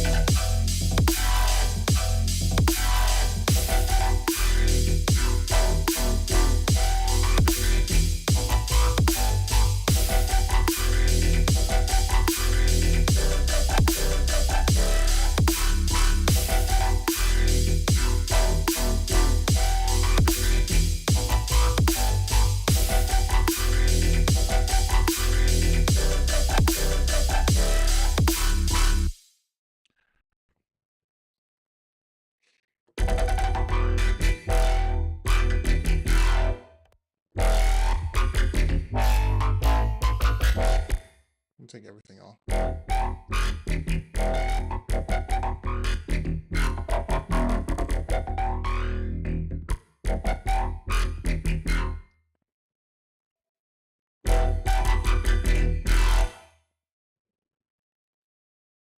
All right. Okay. Well, that's enough sound designing for one day. We made some really cool sounds. Like, we were just kind of messing around today. I had no idea all those FMing from bees would get me some really cool results. But yeah, created a really cool drop. Very minimalistic, very simple. Like a drop test. Like, clearly this isn't a drop that I would build into a full production, full track, right? Because it's missing a few things, but it's cool in its own way of taking sound design and just testing it out just to see how in context it would sound. So and honestly, those bass audio could be used for samples as well. So, you know. Anyway, I did say that there's one thing that I'm going to react to, and that is the new Marques Brownlee video of the Nintendo Switch 2 that just came out. I probably want to say today, yesterday, not too sure. This is Nintendo Switch 2 impressions. I believe this is the first impression. One big asterisk. So, let's see. This was uploaded 16 hours ago. So yesterday. And let's take a look at this impression of this. This is Marques Brownlee, Nintendo Switch 2 impressions, one big asterisk.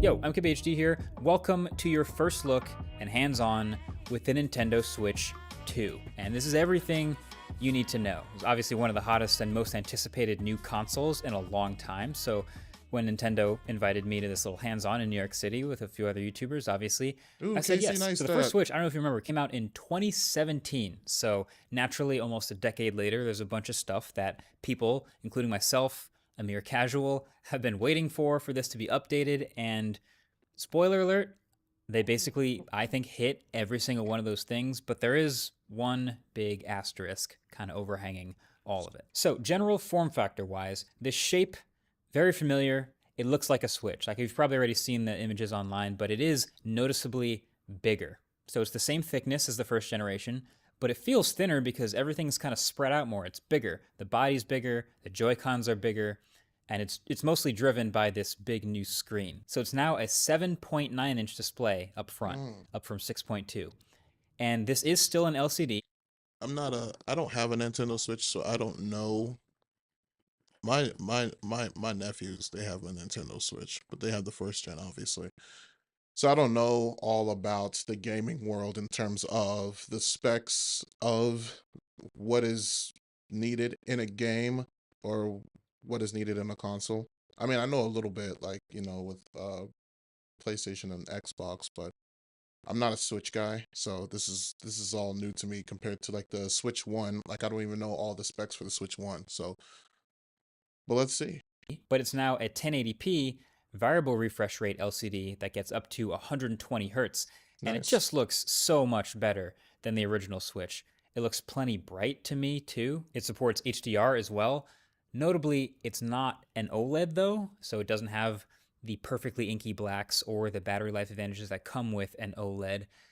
I do kind of think that we're eventually also going to see a Switch 2 OLED. I think that makes sense. It'll probably be in a few years. There's probably also going to be a Switch 2 Lite in a few years as well.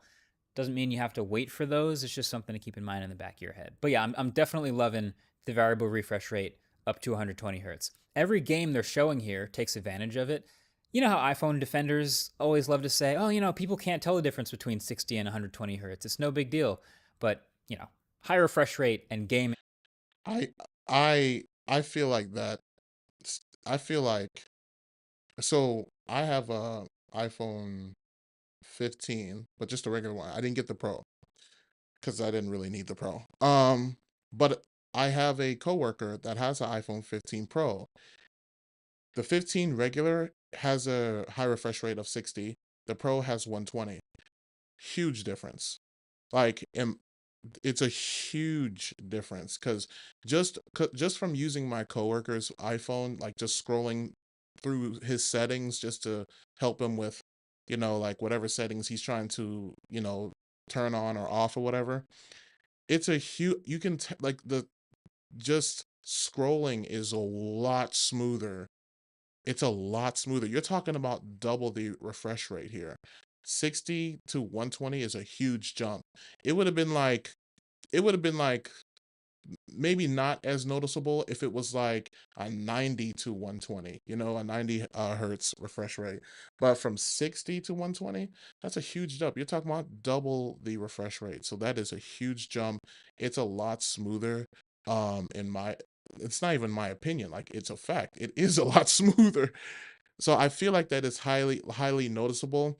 If you are somebody who has a 16 high not a 16, a high refresh rate of 60 hertz, and say hypothetically one day you borrowed someone's phone that has a 120 hertz, I think you will know the difference right away. If you Because people are on their phone all the time to the point where they notice every single nook and cranny of their phone. So it's a huge difference. He knows that already, but I'm just saying, to the average person, I feel like the average person would tell. Go hand in hand. So I think a lot of people will appreciate Especially if you're somebody who games a lot on your mobile devices, you will definitely tell the difference. the smoother games and potentially also the smoother UI that comes with it. So the screen is the biggest improvement. Now there are some other, nice quality of life improvements here, like the full width kickstand that lets you prop it up at a pretty wide variety of angles, including almost all the way down, similar to the Switch OLED. Ooh, But they added another excuse me. port up to the top as well. And that makes it easier to charge while the console's kind of sitting on a table or something, since that was a pain before. And it's also perfect for the additional USB Type-C accessories, which I'll get to in a second. But I think the other obvious biggest upgrade is the new Joy-Cons. So many things are better about these new Joy-Cons. First of all, they are bigger, like everything else, which ergonomically is very So the controllers themselves are called Joy-Cons. All right. welcome. The left and right sticks are larger too. There's a new C button down here for game chat, which I will also get to in a second. And then they connect Okay. to the main console with magnets in a really satisfying way. They basically just slap right onto the side and line up automatically, no slide necessary. Love a good magnet. You get them off by holding this release button here, which is literally just a lever that pushes the Joy-Con off the side of the Switch.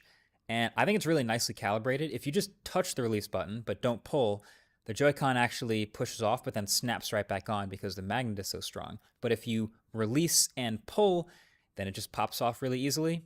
and then you can snap it back on whenever you want with a nice click. Now, the neat thing is, most of the Joy-Con is still made of plastic to be lightweight, but at the top here, these SR and SL buttons, first of all, they are way bigger than last gen, but they're also actually made of the metal that the magnets in the console are attracted to. They're steel buttons. So Oh, that's why the connection between the Joy-Cons and the Switch are so strong. It's that metal right there. My only worry here is actually just durability. So you can see when you pull that Joy-Con off, you can see these pins on the Switch, mm, and I kind of wonder how many little kids are going to bend those pins. Like there is a tiny bit of wiggle actually built in to hopefully make it not snap too easily, but yeah, there's no way to tell until they start shipping these to real people and we start seeing the stories rolling in, but I'm going to keep an eye on that. Oh, and there's also stronger feeling haptics. They're called HD Rumble 2. The Rumble Pack is directly attached to the plastic in the back of the Joy-Cons. They feel nice and strong, a little bit more precise too, so that's really nice. And then lastly, each Joy-Con can also be used as a mouse in supporting games. I did not see this one coming. It's kind of interesting idea, cool. but basically, there's a small optical sensor on the side of the Joy-Con. So if you turn that Joy-Con horizontally and place that sensor down on a table, you can move it around like a mouse, even rotate it, and that acts as yet another input method that apparently certain games will work pretty well with. I was doing this demo of a wheelchair That's pretty cool. It's almost like a kinetic kind of function, like a kinetic function. Like you know how like, Xbox Kinetic or even just the Wii remote, it kind of like acts in that way. But except just on the, like, if you have a mouse pad or something like that. So maybe like certain games that requires like some kind of, I don't know, you can kind of like switch to that physical movement to make the gameplay a lot easier for you. basketball game. And so it ended up being pretty intuitive. You kind of hold the triggers and push forward What kind of game is that? A wheelchair robot situation? That's a that's interesting. Never seen that game before. and you would move forward in the game. Never would have thought it would work so well, but Dragon there's a good Drive. amount of Uh, sensitivity. Apparently, you can do this while swiping forward on your jeans and your lap too, if you wanted to. Other okay. surfaces should work as well. In the Nintendo Direct live stream, they also showed this other golf game where you move the putter around and rotate it and then make a stroke using the mouse motion, all on a table like a mouse. So, yeah, I guess that makes sense. We'll see what other games end up using this control. Now, we didn't get a whole lot of other specifics like the chip it's running or even how much RAM it has, which admittedly, a lot of Switch buyers just don't care about. But one big spec that they did improve is they've gone from 32 gigs of storage on the original Switch to 256 gigs of storage. And the Ooh, big storage is jump. faster. So I definitely appreciate this. You can see Huge my jump. Switch home screen behind me. I could only fit 3 games on my Switch because one of them was Rocket League and it was like 17 gigs. Ooh. But I also think this will directly relate to how much larger Switch 2 games will probably be. So 256 gigs will feel in line with the larger file sizes, bigger textures, higher resolution, and all that. Switch 2 games will probably also be bigger too. So thankfully, there is still micro SD card support. It lives right here under the hinge again, and you'll specifically have to get a micro SD express card to play games off it on the Switch 2. But I think generally they'll be pretty easy to find. I already saw Lexar is going to be making a 1 terabyte micro SD card just for the Switch 2, so that's awesome. Now, the Switch isn't a Switch without the dock, and the new dock supports 4K resolution out to a TV. Love to see that. Nice. There's actually also a fan in the Switch 2 dock that turns on while it's docked. So while it's cranking out that Ooh, extra cooling it resolution, it down. doesn't get too hot. But from there, I feel like all of the new software features have a bit of a theme. This Switch 2 feels like a much more social console. Like I think Nintendo saw a ton of success with the original Switch and started thinking about more ways to make it a better experience because now there are going to be groups of people where several of them have a Switch. So when you hit that new C button on the Joy-Con, it brings up this new menu called Game Chat. So they didn't let us do this in the demos that I tried today, but in Nintendo Direct, you can see the idea is if you have some friends on other Switches gaming at the same time as you, you can all turn your mics on and talk to each other, or even turn screen sharing on to see each other's gameplay live. So they basically took a chapter from Discord's book and applied it to their software. That's actually smart. I mean, it's kind of like might as well just put in those features in the Nintendo Switch. I'm surprised a lot of game consoles don't do that. Like I know like PlayStation 4, there is like a chat room in PlayStation 4, not PC. I'm talking about just the console. There's like a chat room for sure.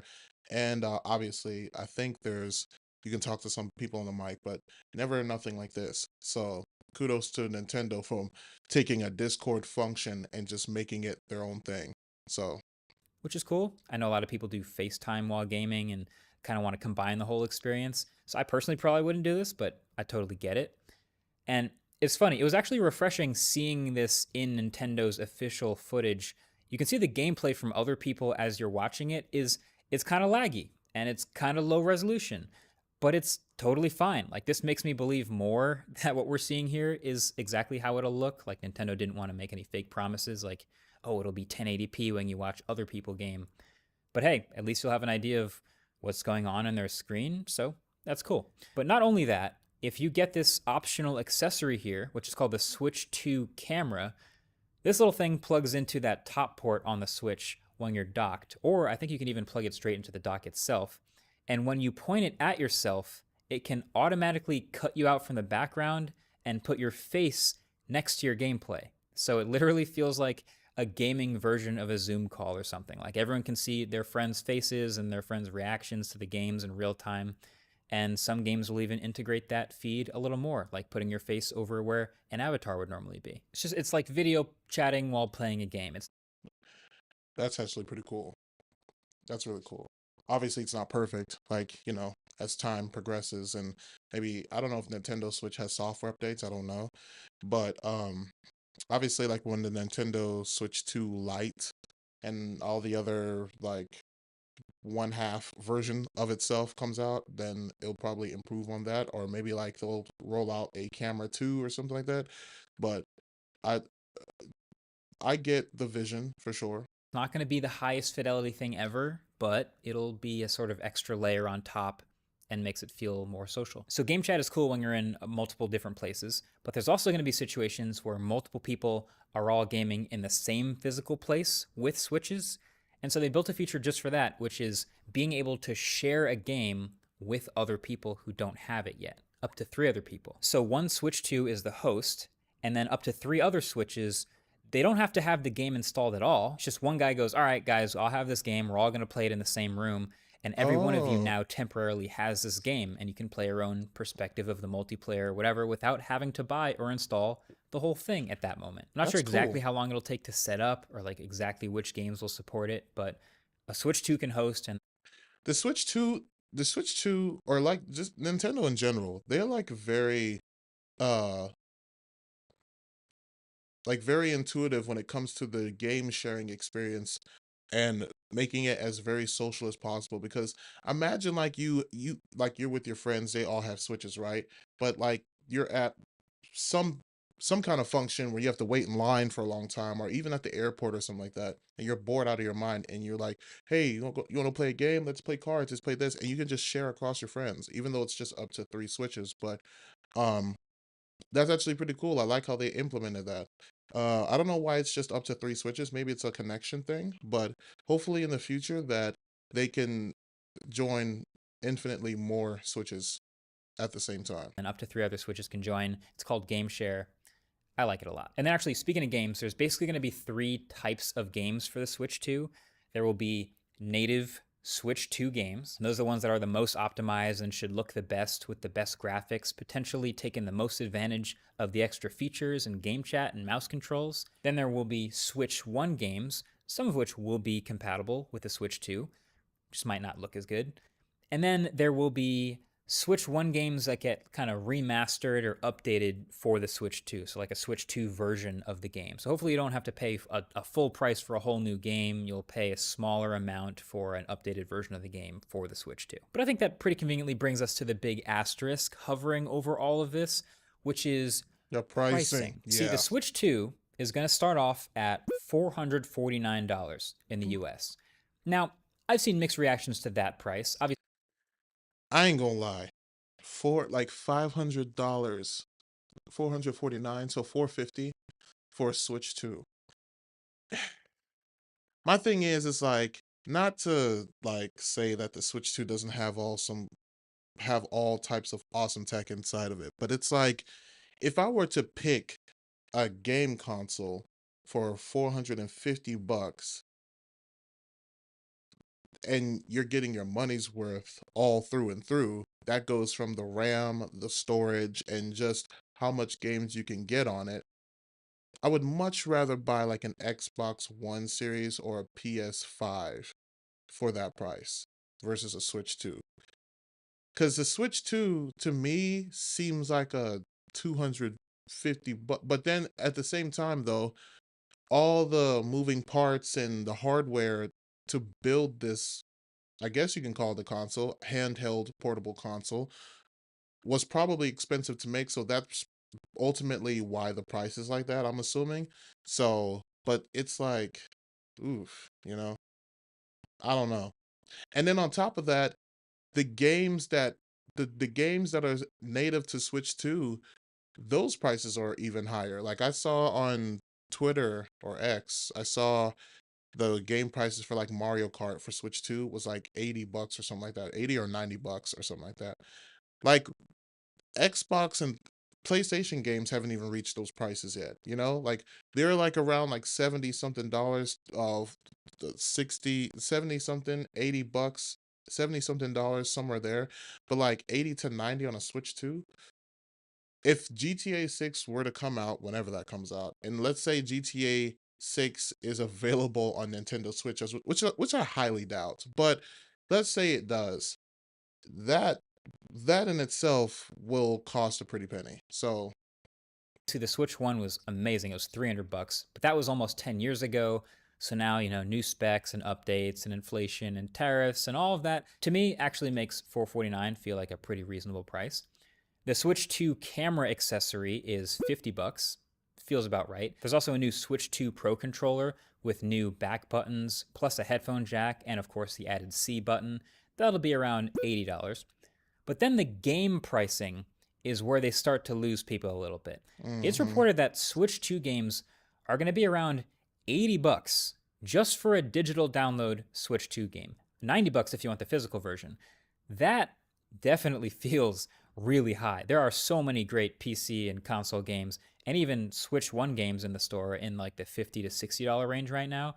NBA 2K25 is like my staple for an expensive game. That's 70 bucks on the PS5. So pushing that up again, 80 to 90 bucks for a Switch 2 game does feel kind of like it's pushing it. And then they also announced this really smart looking demo game called Welcome Tour that basically walks you through all of the features and lets you demo everything and really get to know the Switch 2 well. Kind of reminds me of Astro's Playroom on the PlayStation 5, which did the exact same thing, helped you learn what the DualSense controller was capable of.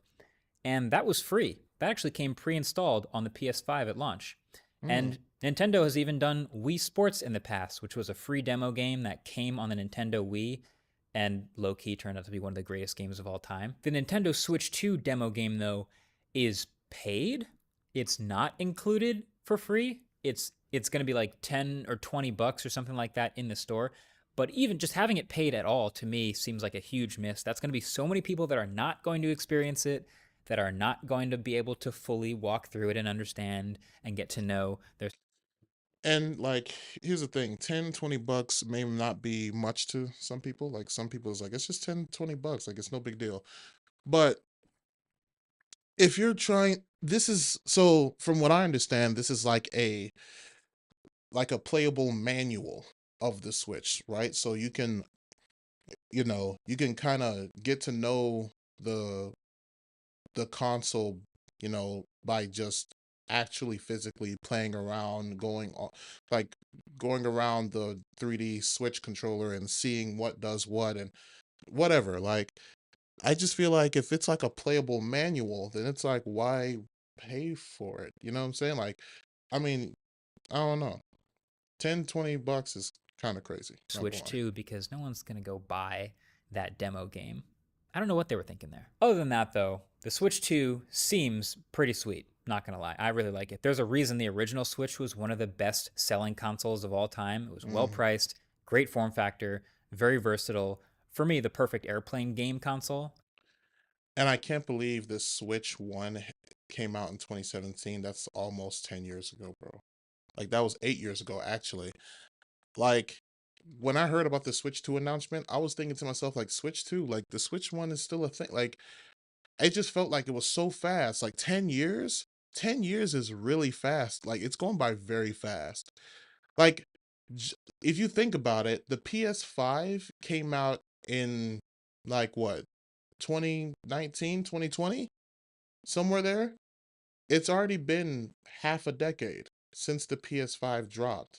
Like like the PS5, it's been half a decade now. So it won't be long until a few years later then we'll end up getting a PS6, which is kind of wild to me. Like I feel like I don't know. Like I would say like 10 years isn't long enough, but 10 years is a long time. Maybe so much stuff happens in life that we just can't, like time just goes by so quickly to the point where it's like you kind of forget how long it's been since something came out. Like GTA 5 came out in 2013? GTA 5 2013, something like that. So it's pretty much been 12 years, something like that, 12 years since, which, people milk the hell out of that game, but rightfully so. It's one of the best games that ever came out. One of the best games alongside with like Red Dead 2 and, anything with Rockstar, but it just didn't seem like I mean, GTA 5 definitely that seemed like a very long time since it's came out. So that's outruled. But like the PS5, like the game consoles themselves, it's like how are we already 10 years prior, you know what I'm saying? So that's just kind of wild. Like 2017 just didn't seem that long ago to me. I would say the signs are pointing to Switch 2 also being really good again. But there are also definitely some things we still don't know. Like, for example, we obviously don't know the chip and the RAM. We do know it's confirmed that there is some amount of DLSS happening. I would assume that to do 4K on a TV, there's some amount of upscaling happening. We just don't know exactly how much yet. But then also battery life. How similar or different will battery life potentially be from the first Switch? Having a bigger, higher refresh rate, higher resolution screen tends to eat battery life, but it's also bigger, so the battery capacity can be bigger, so maybe it just balances out and it's similar. TBD. I don't think fast charging is announced or anything crazy like that. But then also things like durability and whether they fix Joy-Con drift or not. These are all things that are TBD and that I think would be great to find out for a full review. Is TBD stands for to be determined? I don't know. I don't know what TDB stands for, but it sounds like to be determined. So maybe get subscribed if you're interested in seeing something like that to be among the first to see it. And let me know in the comments down below what else you want to see. Now, if you're one of those people who's just going to pre-order no matter what, then I highly recommend checking out the Kill Switch from channel sponsor Dbrand. See, he's trying to get us. He's trying to get us. But anyway, that's pretty much the end of the video right there. But yeah, Nintendo Switch 2, I mean, obviously it's probably going to do wonders the same time like before with the Switch 1. So, people who are Nintendo Switch fans already, I'm pretty sure they're gonna appreciate the Switch 2 the same way how when the Switch 1 came out. So, I mean, there's no doubt in my mind, even with the pricing being kind of iffy, especially with the game pricing might be iffy, I still feel like people are still gonna buy the Switch 2, obviously. The Switch 1 did a fantastic job in terms of like really changing the way of gaming portably. Like I remember like growing up, we had the Game Boy Advance, Nintendo DS, we had the PSP, and then obviously the Vita that followed through. Like we had the first generation of consoles that were portable that really pioneered a different way of gaming. But at the time, we didn't really have the experience to share our gameplay experience with other friends who probably had a PSP or Nintendo DS, or maybe they did, and but now we're kind of like at this part where we can really expand on the game sharing experience. So Nintendo Switch 2 will definitely be a staple towards that. And I kind of wish that PlayStation and even Xbox kind of jumps on this portable situation, because it's like, I know we have like PlayStation remotes, remote play and stuff like that, and you can like get my uncle has one of these. You can get like one of these PlayStation portable kind of games. It's basically built the same, not the same way, but similar to the Nintendo Switch, except the sides are like actual controllers and it's a bigger screen. And you can connect your PlayStation 4 or 5 to it, and then you can kind of go wherever you want to go with it. It's like a PlayStation Portal. PlayStation Portal is what it is. So that's like one way of doing it, but I wish they kind of like did their own like a little thing, but just for PlayStation games. I guess that would be interfering with the Nintendo's like competition in a way, but I mean, Nintendo is a console. So anyway, it's gonna be great. This is going to be the end of the live stream. Thank you guys for joining me. Tomorrow we're going to do another drop test. We're going to do some more sound design and another drop test. If I have a reaction, I will let you guys know. But I'm having a lot of fun in Serum 2, as you've seen ever since it's dropped. I haven't used any other VST plugins since. I haven't even opened Faceplant or Vital or anything else. So Serum 2 has kind of got me distracted at the moment. But there's just so much to do in Serum 2, and then you know what the real reason why I like Serum 2 so much is the ability to resample effortlessly. Like, the way that you can resample within the plugin is kind of crazy, simply because of that hidden button next to the Serum logo at the very top left hand corner. And you can resample and turn that sample into a wavetable, a granulator, a sampler, or a spectral spectral like table or something like that. Except for multi-sampler, that's just more for, I think it's like ext files or ex something files, but that's a whole different thing. But there's so much to do in Serum 2, and I'm still working on a Serum 2 preset. It's not going to be coming out anytime soon. I'll probably release it towards the end of the year, or I say release it, I'll probably just be done with the preset pack towards the end of the year. I'm gonna try to make as much presets as I possibly can. If I can get to like 300 presets, that'll be great. But if not, then you know, it is what it is. But I'm gonna make a whole bunch of presets from now all the way towards the end of the year. So we got plenty of time. We're in April, so we got 8 months to make all kinds of presets. So yeah, anyway, the song's about to end. So I appreciate you guys joining me this live. I will see you guys tomorrow morning. You guys have the great of the rest of your day. Y'all stay safe out there. And for all my producers, stay creative and, you know, be innovative. Try some new things. If you learned anything from this live stream, let me know in the comment section below. Like this video, share, subscribe, do all you got to do, and I'll see you guys tomorrow morning. Take care, everybody. Peace out.